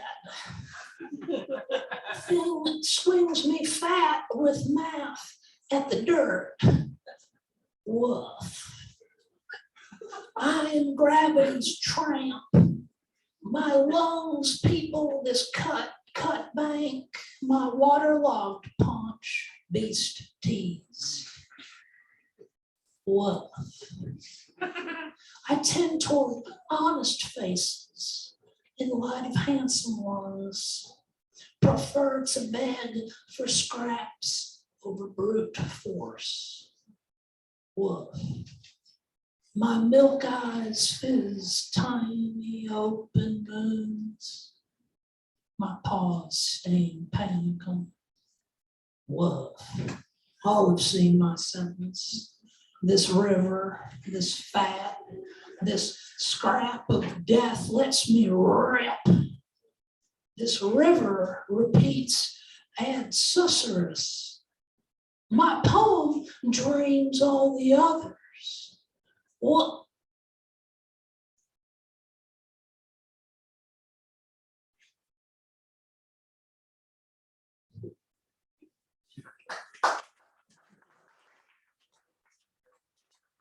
All right, I got two more. If I hurry up, I'll actually be on time. So this goes to my friends Nick and Andy who helped me do an illustrated poem of this. So thanks, Nick and Andy. It was a lot of fun working on this. It's a concrete poem, and it's the state of Missouri, and it actually just came out like that. Like I wrote the poem, and it was exactly this, like with a couple spaces. I'm like, oh, cool. No, it's called Quick Read Purgatory Mo.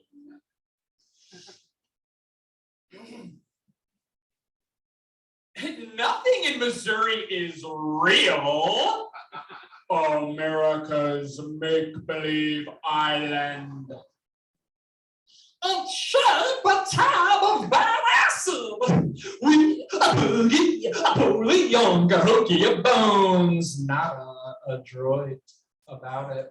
Whoa, a close and slobber. Water weren't quite opposite. We breathe. Redneck be a rash mentality, a language of its own.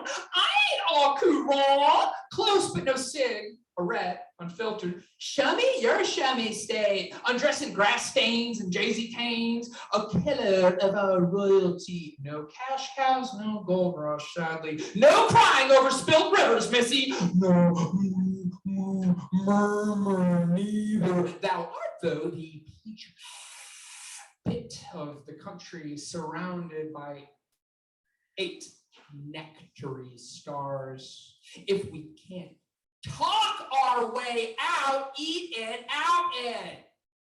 Pull hair here into pony tail and thus become the pony. They're a farm boy in my milk. I must finish denim agog. Death be the only wild thing we have commonly. It's lickety split. Heck to the fucking yes.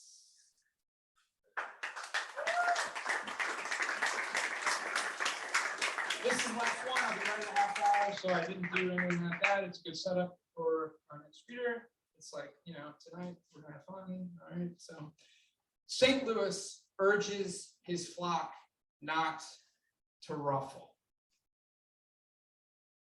I trust my city as far as I can throw. It's a brick, baby. I can lob this sucker. I can give it wings. My lovers snort lines of each other, off each other until dawn. In goes centuries, sunk bricks, the riverfront, a last grassy Bohemia. That big river curls her wiry tail against my city. A straying heat like dogs huff under the door of God. Brick shut. Hundreds of people sniff. My clouds shut, my sky a ghost of denim, a toast to giant night, 3 cheers to my brick, white and blue, my dearest American rainbow. Let me buy this round, drink froth from the sea store, drink blood out my cornerstone, swim in that sip in memory of 93, way back when we were a little nervous what mouth, what move she might bust next, when people sandbagged her, a clergy of birds wanting to stop my heart, its snakes and frogs from swelling. Oh, how can I keep from singing the black and blonde-headed, the red river, my history bellies in her bricks. Tonight she plunks a couple feet, legs, thighs. Hear my city chickens fight. See, here my city chickens fight the swelter, how wet their beaks. My city of flood, ducks in its haunts, pecks the polypropylene weave. We flap and splash together, together we can flap and splash and goose the moon good.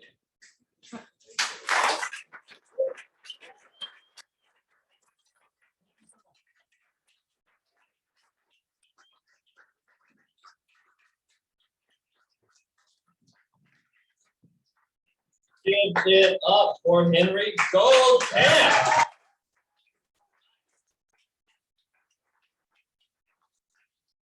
Ladies and gentlemen, Morris, one of the coordinators of this year gig. Y'all ready to bring it home? Yes. Are y'all ready to bring this home?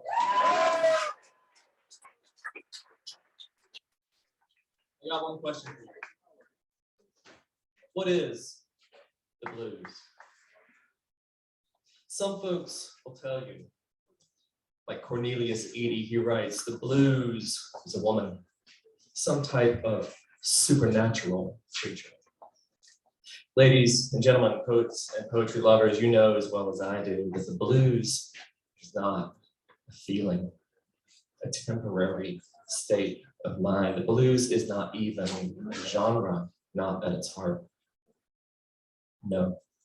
For those who know it, the blues is a wind that blows through us, a force like an American duende that holds us and shapes us and leaves us to bear witness to its passing, to sing not our own, but its darkening song.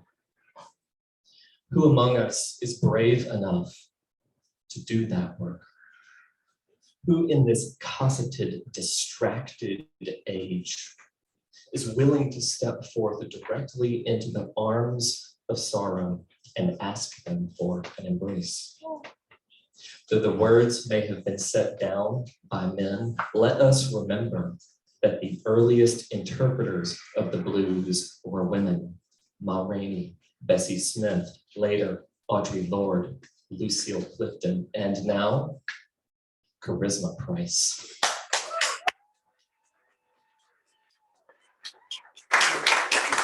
And I'm Always So Serious, her debut collection coming out next year from Sarah Books. Price seeks to disarm us with the irony of her title. And at first, disarmed we are.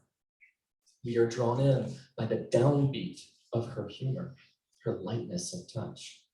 Yet what unfolds in these pages is less a poetry collection than a complete songbook in which Price offers a suite of lyrics played in the major and the minor, employing both the fully choral and the one lone voice.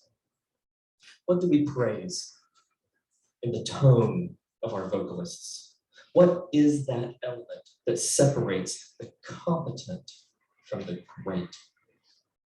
With effortless ease, Price can switch from the most tender of melodies. In one poem about her mother's love, she writes that, quote, there should be a safe word for this kind of kindness.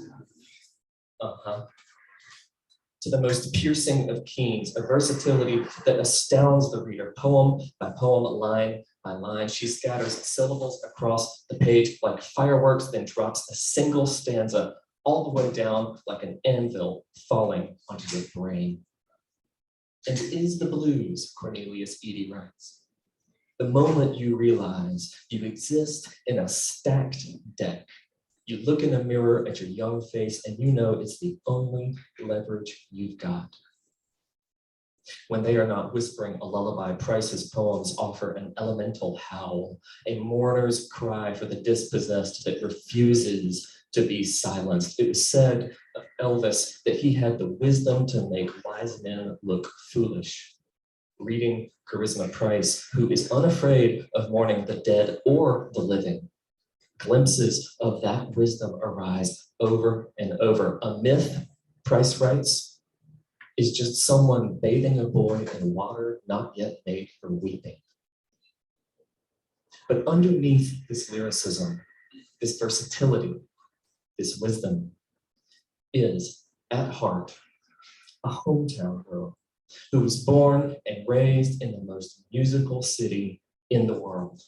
A girl who came up in the Magnolia Projects, who knows that the most delicious flavor of snowballs is red, who knows that the faces of dead cousins appear sooner on a t-shirt than in the newspaper and with more truth, and that buck jumpers, plantation ghosts, and the one-eyed piano prince in New Orleans shine forth with more glory than this fading world could ever hope to bear. This is the way that the blues works its sorry wonders, Eady concludes. But listen to that echo found in Price. Singing, she writes, is the closest some men come to crying. Teach us, sister, to sing. Karisma Price.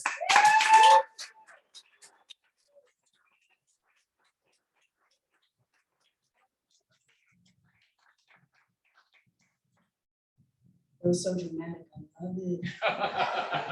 I need that on the back of my book.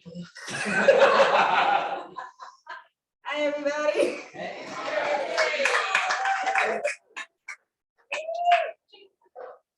Thank you all for coming. Thank you all for staying. I'm glad you're here. I know we've been. You hear me, right? Yeah. Yay! Okay, so thank you all for staying, for coming. Thank you for having me. Thank you to everyone else that has read. Now I have to live up to that intro, but thank you. I don't have any voices, Henry. I wish I had your voice. So I'm going to be reading some poems. This is almost a book. My book comes out next year by Sarah Ben.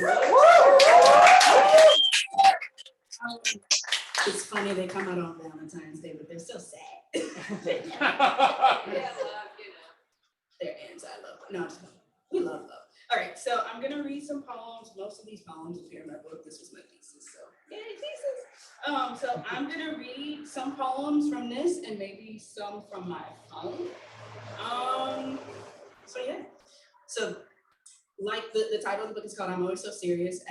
It's the title because I have about 5 or 6 poems in here that have that same title.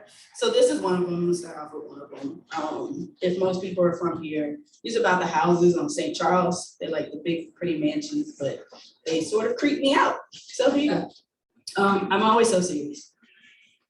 Which is to say, in the winters, I dream of owning a multi-floor mansion in New Orleans, specifically one on St. Charles Avenue with a wraparound porch and white pillars that would only see the likes of me if I were the maid, the midwife, the family mechanic, Archie Manning, the maintenance worker, or the mailman trusted enough to know the gate's 9-digit passcode and leave the mail resting on the family's rain-weathered mahogany rocking chair. In this particular dream, I'm the mailman. The marigold's red tongues lick the legs of the chair as I leave the mail on one of its non-refurbished lead-painted arms. Their green necks rapidly invade the eggshell painted porch like any poor soldier in need of his salt. I rip one from the ground for the sake of killing. Look at in its yellow center, a vibrant blister before I rub it between my knuckles and render it a freshly ground thing. Looking back, this poem was only supposed to be about my sinuses. How even in my dreams, I sneeze at the sight of untended weeds, flowers whose mouths unfold under the brazen light of the sun. The nightmare is supposed to be my allergies. How they only allow me to love the blooms from a distance. But in every dream, those vibrant marigolds keep growing. Their vines are needle-thin tumors that keep stretching crazily onto the porch, keep making the rocking chair nervous at its own home. When I see that rocking chair, I see blood. It rocks like a heartbeat or whatever, from whatever, when I see that rocking chair, I see blood. It rocks like a heartbeat running from whatever is inside that mansion or behind it with a whip. The park used to be a sugar plantation, so do with that what you will. All right, so this next one. So I'm gonna read this one. It's called Things That Fold. It's a list poem. It's after a poem by the poet. His name is Jamal May. He has a poem called Things That Break. So Things That Fold. Things that fold. My father's voice after the cancer has spread. A flip phone, a flag. George Bush's hands as he pauses his vacation gracefully for thoughts and prayers. My body next to the potted plant after my father throws the wooden chair, a cheaply made chair, a small stack of clothes, a birthday card. Milbertha Hendricks under the American flag 5 days after Hurricane Katrina. Her face from the crease made in her obituary photo as we use the newspaper to eat crawfish. The wrinkles in her forehead, floodwater passing through a broken levee. My uncle's hands retaping the attic windows after the floodwater rises. My cousins sleeping in the attic because no neighbor has a rescue boat. Black people in distress. They lay prostrate and call it prayer. The blankets on my cousin's shoulders days later when rescued. The National Guard smile as he carries the neighbor's dog from the flooded living room. The dog's body around his neck in upside down flag.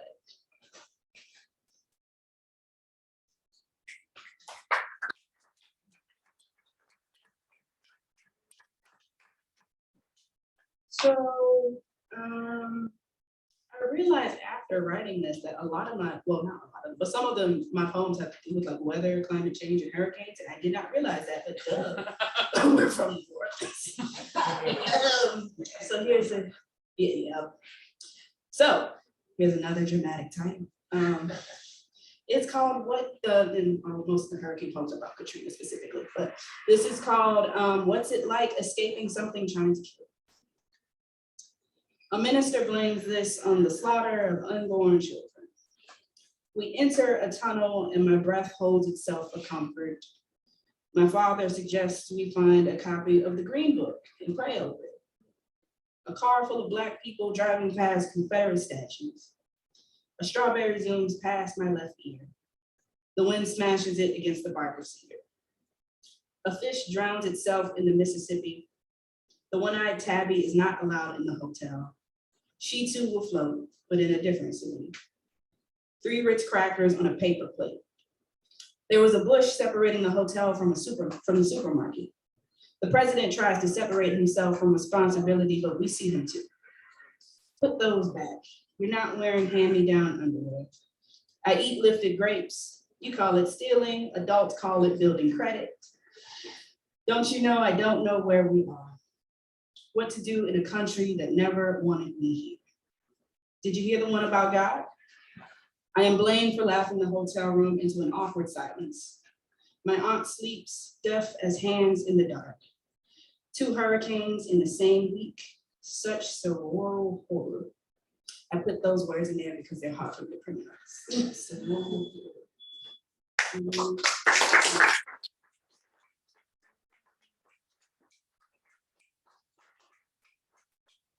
So this one, So this one I wrote, my friends and I, we did like a little writer's retreat, which means we like rented an Airbnb and just wrote there for 3 days. Yes. Oh, yeah. Do it again. So the goal was to write something that I had saw within that past day. So there are little random things in there, particularly food. So this is for my friends, but this is called All Day We've Been Speaking in the Dark. All day we've been speaking in the dark, and all day the bay horses graze. We are happy, we snore. We stain the dish with mixed berry marmalade. What if I stopped here? What if we all did? We are all happy and snore like overworked fathers and damaged mothers. Everything is a thick kilt pushed over the eyes. I might be wrong when I think all anyone anticipates is living, but are you all right? I crave quality fruit, ache for over-buttered popcorn, porcupines without the stick. We are all so formal in our wantings. We whisper walk down wooden hallways. We grow so hard we are dying. We are all happy and snore into each chamber of ourselves. The bay horses hide our dreams in the barn.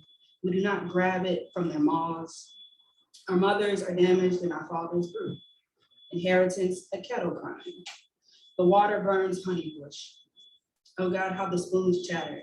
The way you shake in your sleep when you think the train has hit you. The police will not break the door. The windows are open. We'll sing arrows into them. We are the commonwealth of hooded children in loud raincoats stealing a porch hammock. We trouble the Gregory Pecks down the lane and bust open the chests of neighbors' chaperones looking for Tom Robinson. It is too late for us to own the mouths of our own darkness. We can't be free. We live here.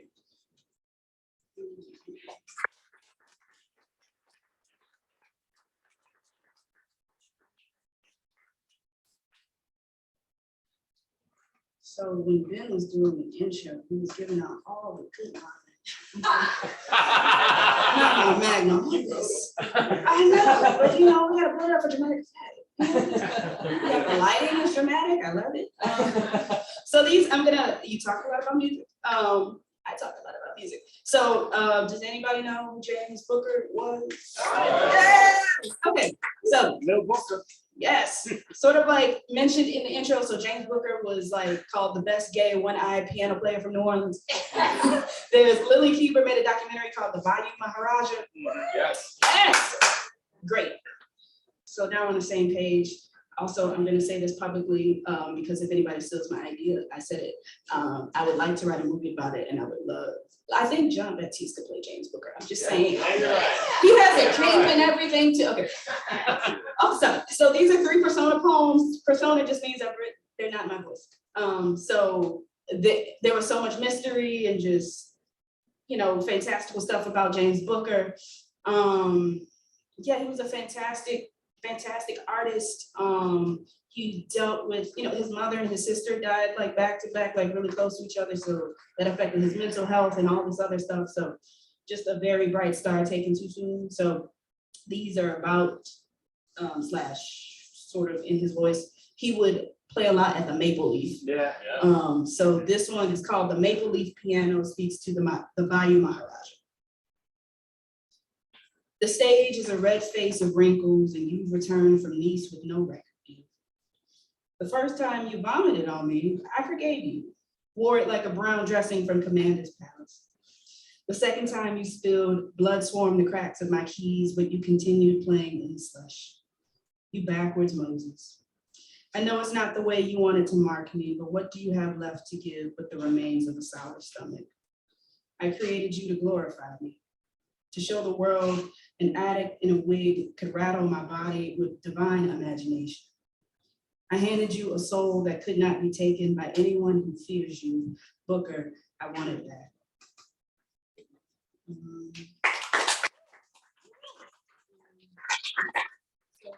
I'm assuming we all know who Harry Connick Jr. is, right? Yeah, this is the right city to ask for these people. So when Harry Connick Jr. was little, James Booker gave him piano lessons. He also taught Dr. John how to play the organ after Dr. John was shot in the pinky and couldn't play guitar anymore. So James Booker would give Harry Connick Jr. piano lessons, but also we know Harry Connick Sr. was the district attorney of New Orleans for several years. Yeah. Harry Connick Sr. Oh, I'm sorry. His daddy, the other Harry, their name is actually Joseph Harry, the Joseph Harrys. His father was the district attorney of New Orleans for several years. So what would happen is that he became friends with the Connick family, and like they sort of had a deal where it was just like he helped him get out of trouble with help my son play the piano. So 12-year-old Harry Connick Jr. speaks to James Booker. I thought you released spiders on the keys to mess with me. I'm sorry about the tape recorder. I wanted to hold your voice to my ear like a secret. Your voice floods the living room and I pour it on the piano like gasoline. You play my Laguena and the dam of me breaks like a voice. I've played Chopin's too. I've done the whole thing. I want you to teach me. My dad doesn't care. Come back when you're sober. I picked up the phone when I shouldn't have. Harry, come get me. I'm getting beat up by the police. We'd cry and I would just lull and talk and lull. I kept toying with the recorder like a rosary, like a light switch, like any little thing, like any little thing you could fondle in the dark. This next thing, so he had an eye patch on his left eye. It was a black eye patch with a star in the middle. So there were all these rumors about how he loses his eye, and he would always be like, "Oh, well, you know, Ringo Starr's bodyguard took my eye, and so and so is my eye," da, da, da, which wasn't far from the truth because he worked with the Beatles, Little Richard, Aretha Franklin every time somebody came in town. So people think maybe he got like beat up and like his eye had to be taken out, but he always said that Ringo Starr's bodyguard took his eye. So this one is called James Booker Speaks to Ringo Starr's Bodyguard about, well, James Booker speaks to Ringo Starr about his bodyguard taking his eye. Very long title. You made a stranger perform your own tantrum. Don't be embarrassed. I'm still here. Where I am from, a man is judged if he cannot finish what he started, so finish me. Show me how you fight, and I'll show you how to possess Chopin and turn him into something darker than his own shadow. Little Lazarus, why wasn't it you who yanked the song out of me? I blessed the bloody knuckle with percussion you could not make. The fist that was not yours formed into a furious tumor, a fat flounder forcing its living against the brown swamp of my face. You made sure I was over properly. If you were a real man, you would have let me feed your hunger in an easier way. Would have let me teach you Fat's domino with one hand held over my gaping left socket while the other hand danced among the ivories. Instructor of the obedient, I see you. We both call others to move for us. Both own heavy hands that draw blood from the objects we wish to move.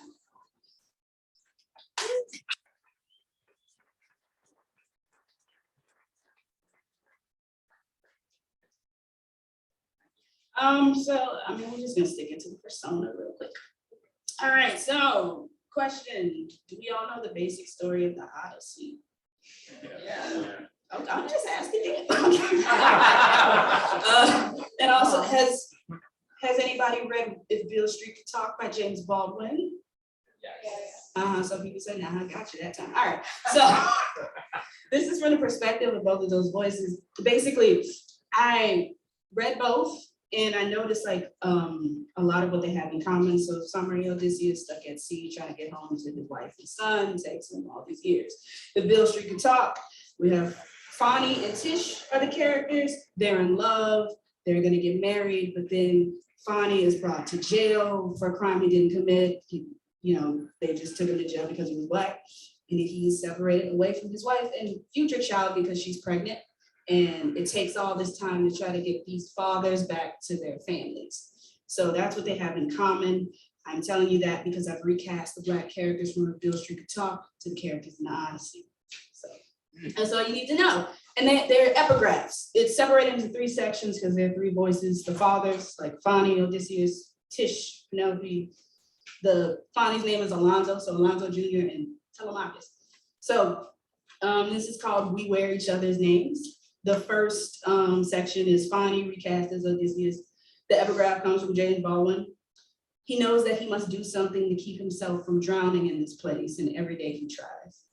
There's also a lot of like water imagery of Beale Street Could Talk. So 1, Fani recast as Odysseus. I understand the liquor in us.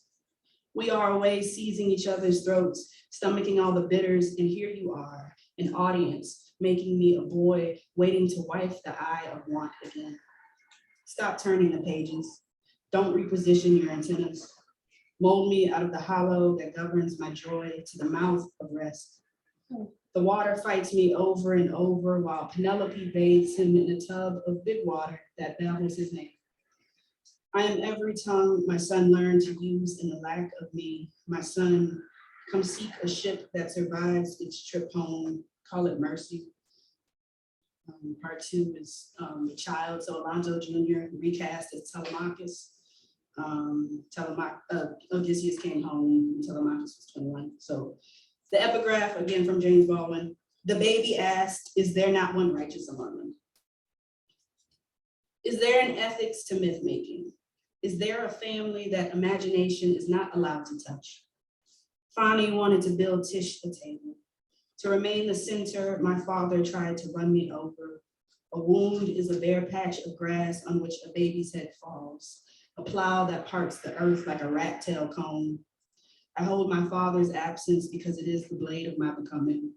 I twist my wrist so every vein is upright and exposed. Do you see me bleeding in the way only children can? In what way would you like to be devastated? I already know the color of my own tenderness. Yours is next to mine, tracing diamonds around the television. Breathing is a tender type of breaking.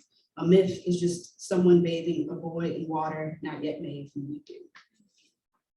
And this last section is Tish. Thank you.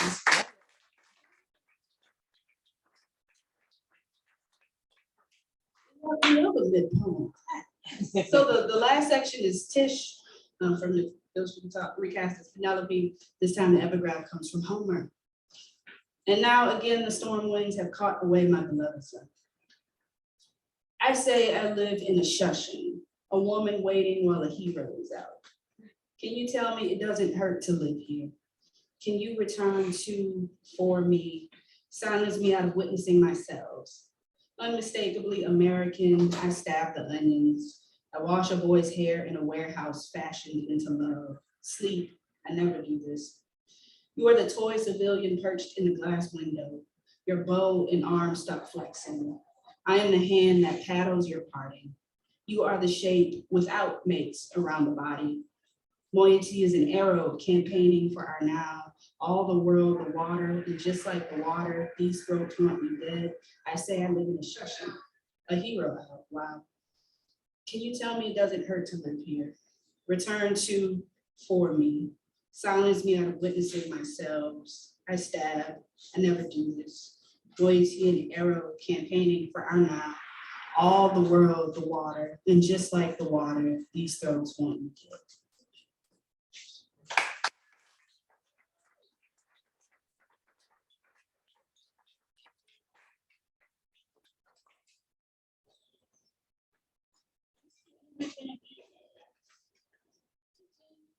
I think I might read something from my, well, wait. I'm gonna read this and then I might read something from my phone. It's another one of the I'm Always So Serious poems. I stopped because I'm like, okay, the first one I read about the house, this is like a part 2, a different house. So I read about houses sometimes. So this is also called I'm Always So Serious. And the first line comes from the line from a Frank Ocean song.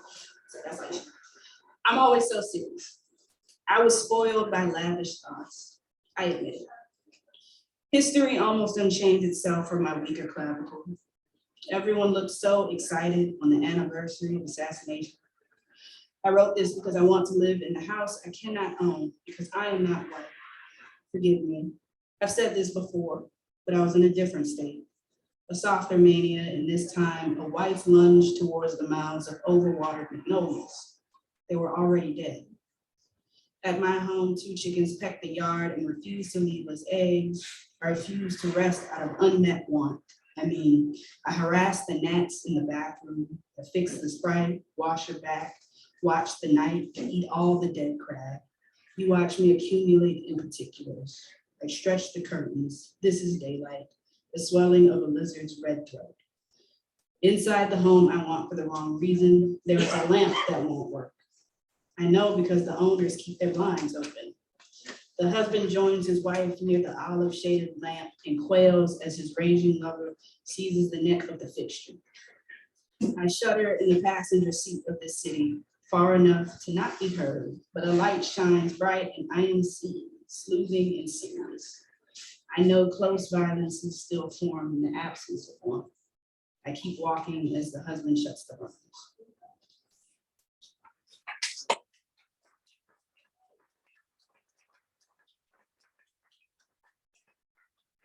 A little time. Okay, listen. What am I doing? I'm doing. Okay, so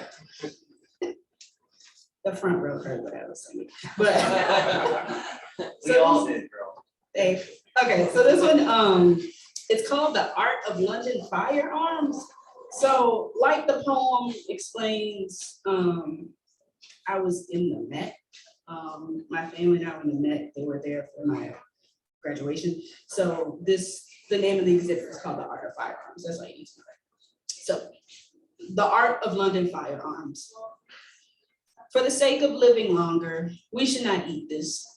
The bottomless pan of mac and cheese stringing itself from itself to the porcelain plate as the television drones and the men with glasses like mine, the frames that make us look smarter than what we are, talk about Florida, its shores, its hurricanes, prisons and poisons before all that killing for the sake of killing, my mother says, as we split the tender meat falling from the bone of the bird buried in barbecue. To sleep peacefully, I made a habit of watching videos of greyhounds hunting plastic eggs for the treats inside. Always another animal wants to feed on our insides, lick the walls of our throats. The buffalo with its head bowed, ready to blunt the horse-carrying empire, is still spread around the grip of the sculpted walnut encased in glass. At the Met, we view this art, the art of London firearms, the beauty of European gun making, packaged and brilliant because it is a violence not meant for us to succumb to. At our American table, eating cheese, imported from Rome, cured pieces of pancetta, imported from Rome, and wine from the fridge. I remember reading that if it was possible to domesticate the zebras, it would be over for them. All the force we claim as talent will be used to keep the imported zebra horse hybrids hostage and galloping on the grasslands of Gainesville and near the swamps of the Everglades, all their mothers braying from lack back home in Africa. But what do you know about being tamed? Each of us now in our petless zebra world are wondering when the next body will fall and how long it will take the men whose tongues rise and bow like the heads of buffaloes to blame the violence not meant for them on something that is not the barrel, not the bullet, walnut, rosewood, platinum, or plastic carving death in our insides. No, we want the smoke. Just like the gazelle and the little man on his yellow chariot eyeing her body for burial. We are so barbaric, we are human. Every day pretending we don't know surviving requires us to hurt someone.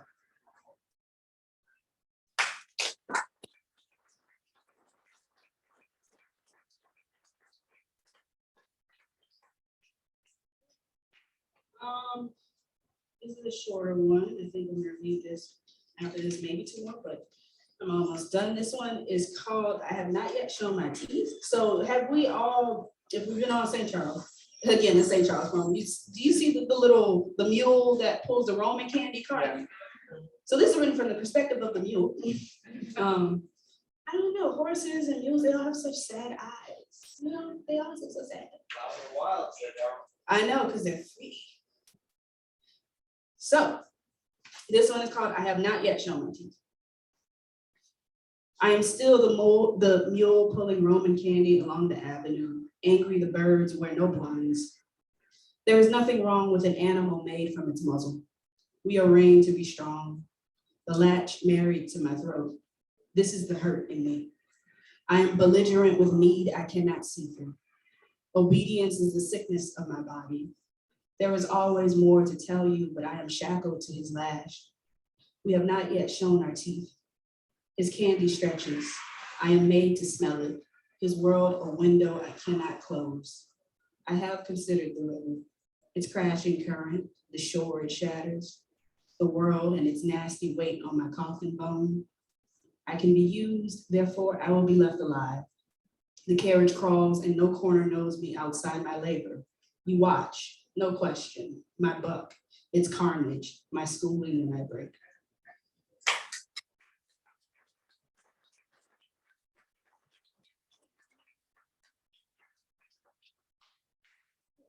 I have two more poems.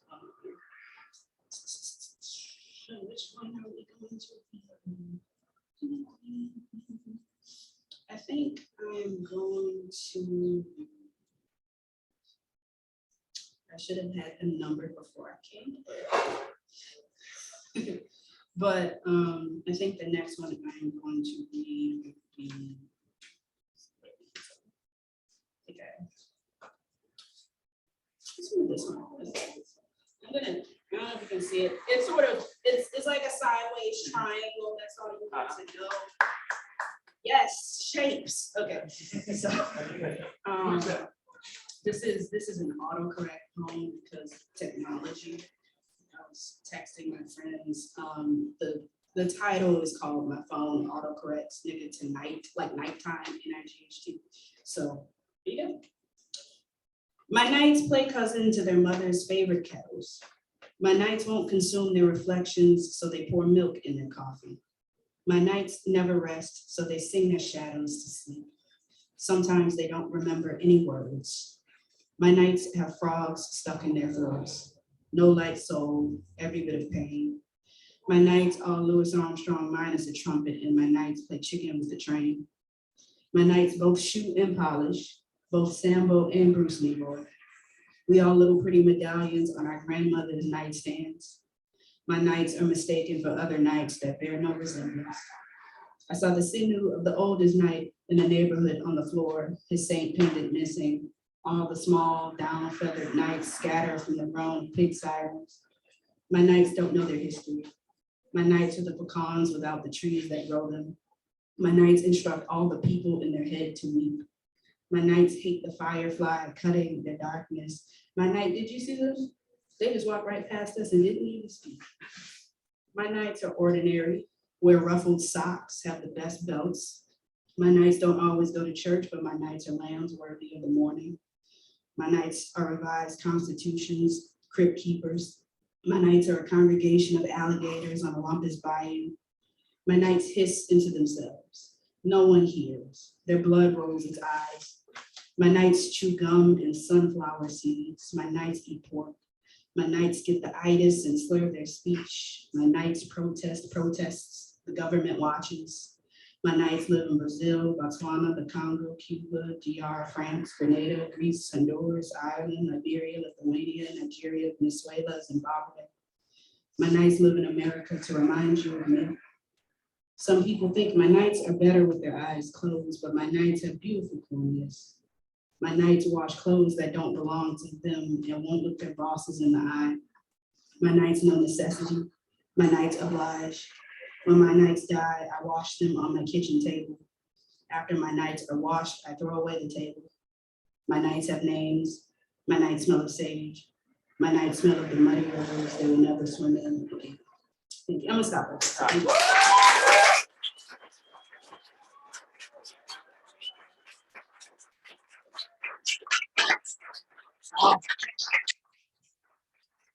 One more time for Karisma.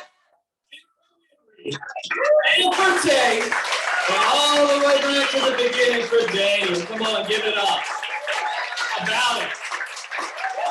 We're back, ladies and gentlemen. We are back. We are back. We are back. And we will be back tomorrow night at 7 o'clock at the Zeitgeist. Look, a couple quick thanks to our readers.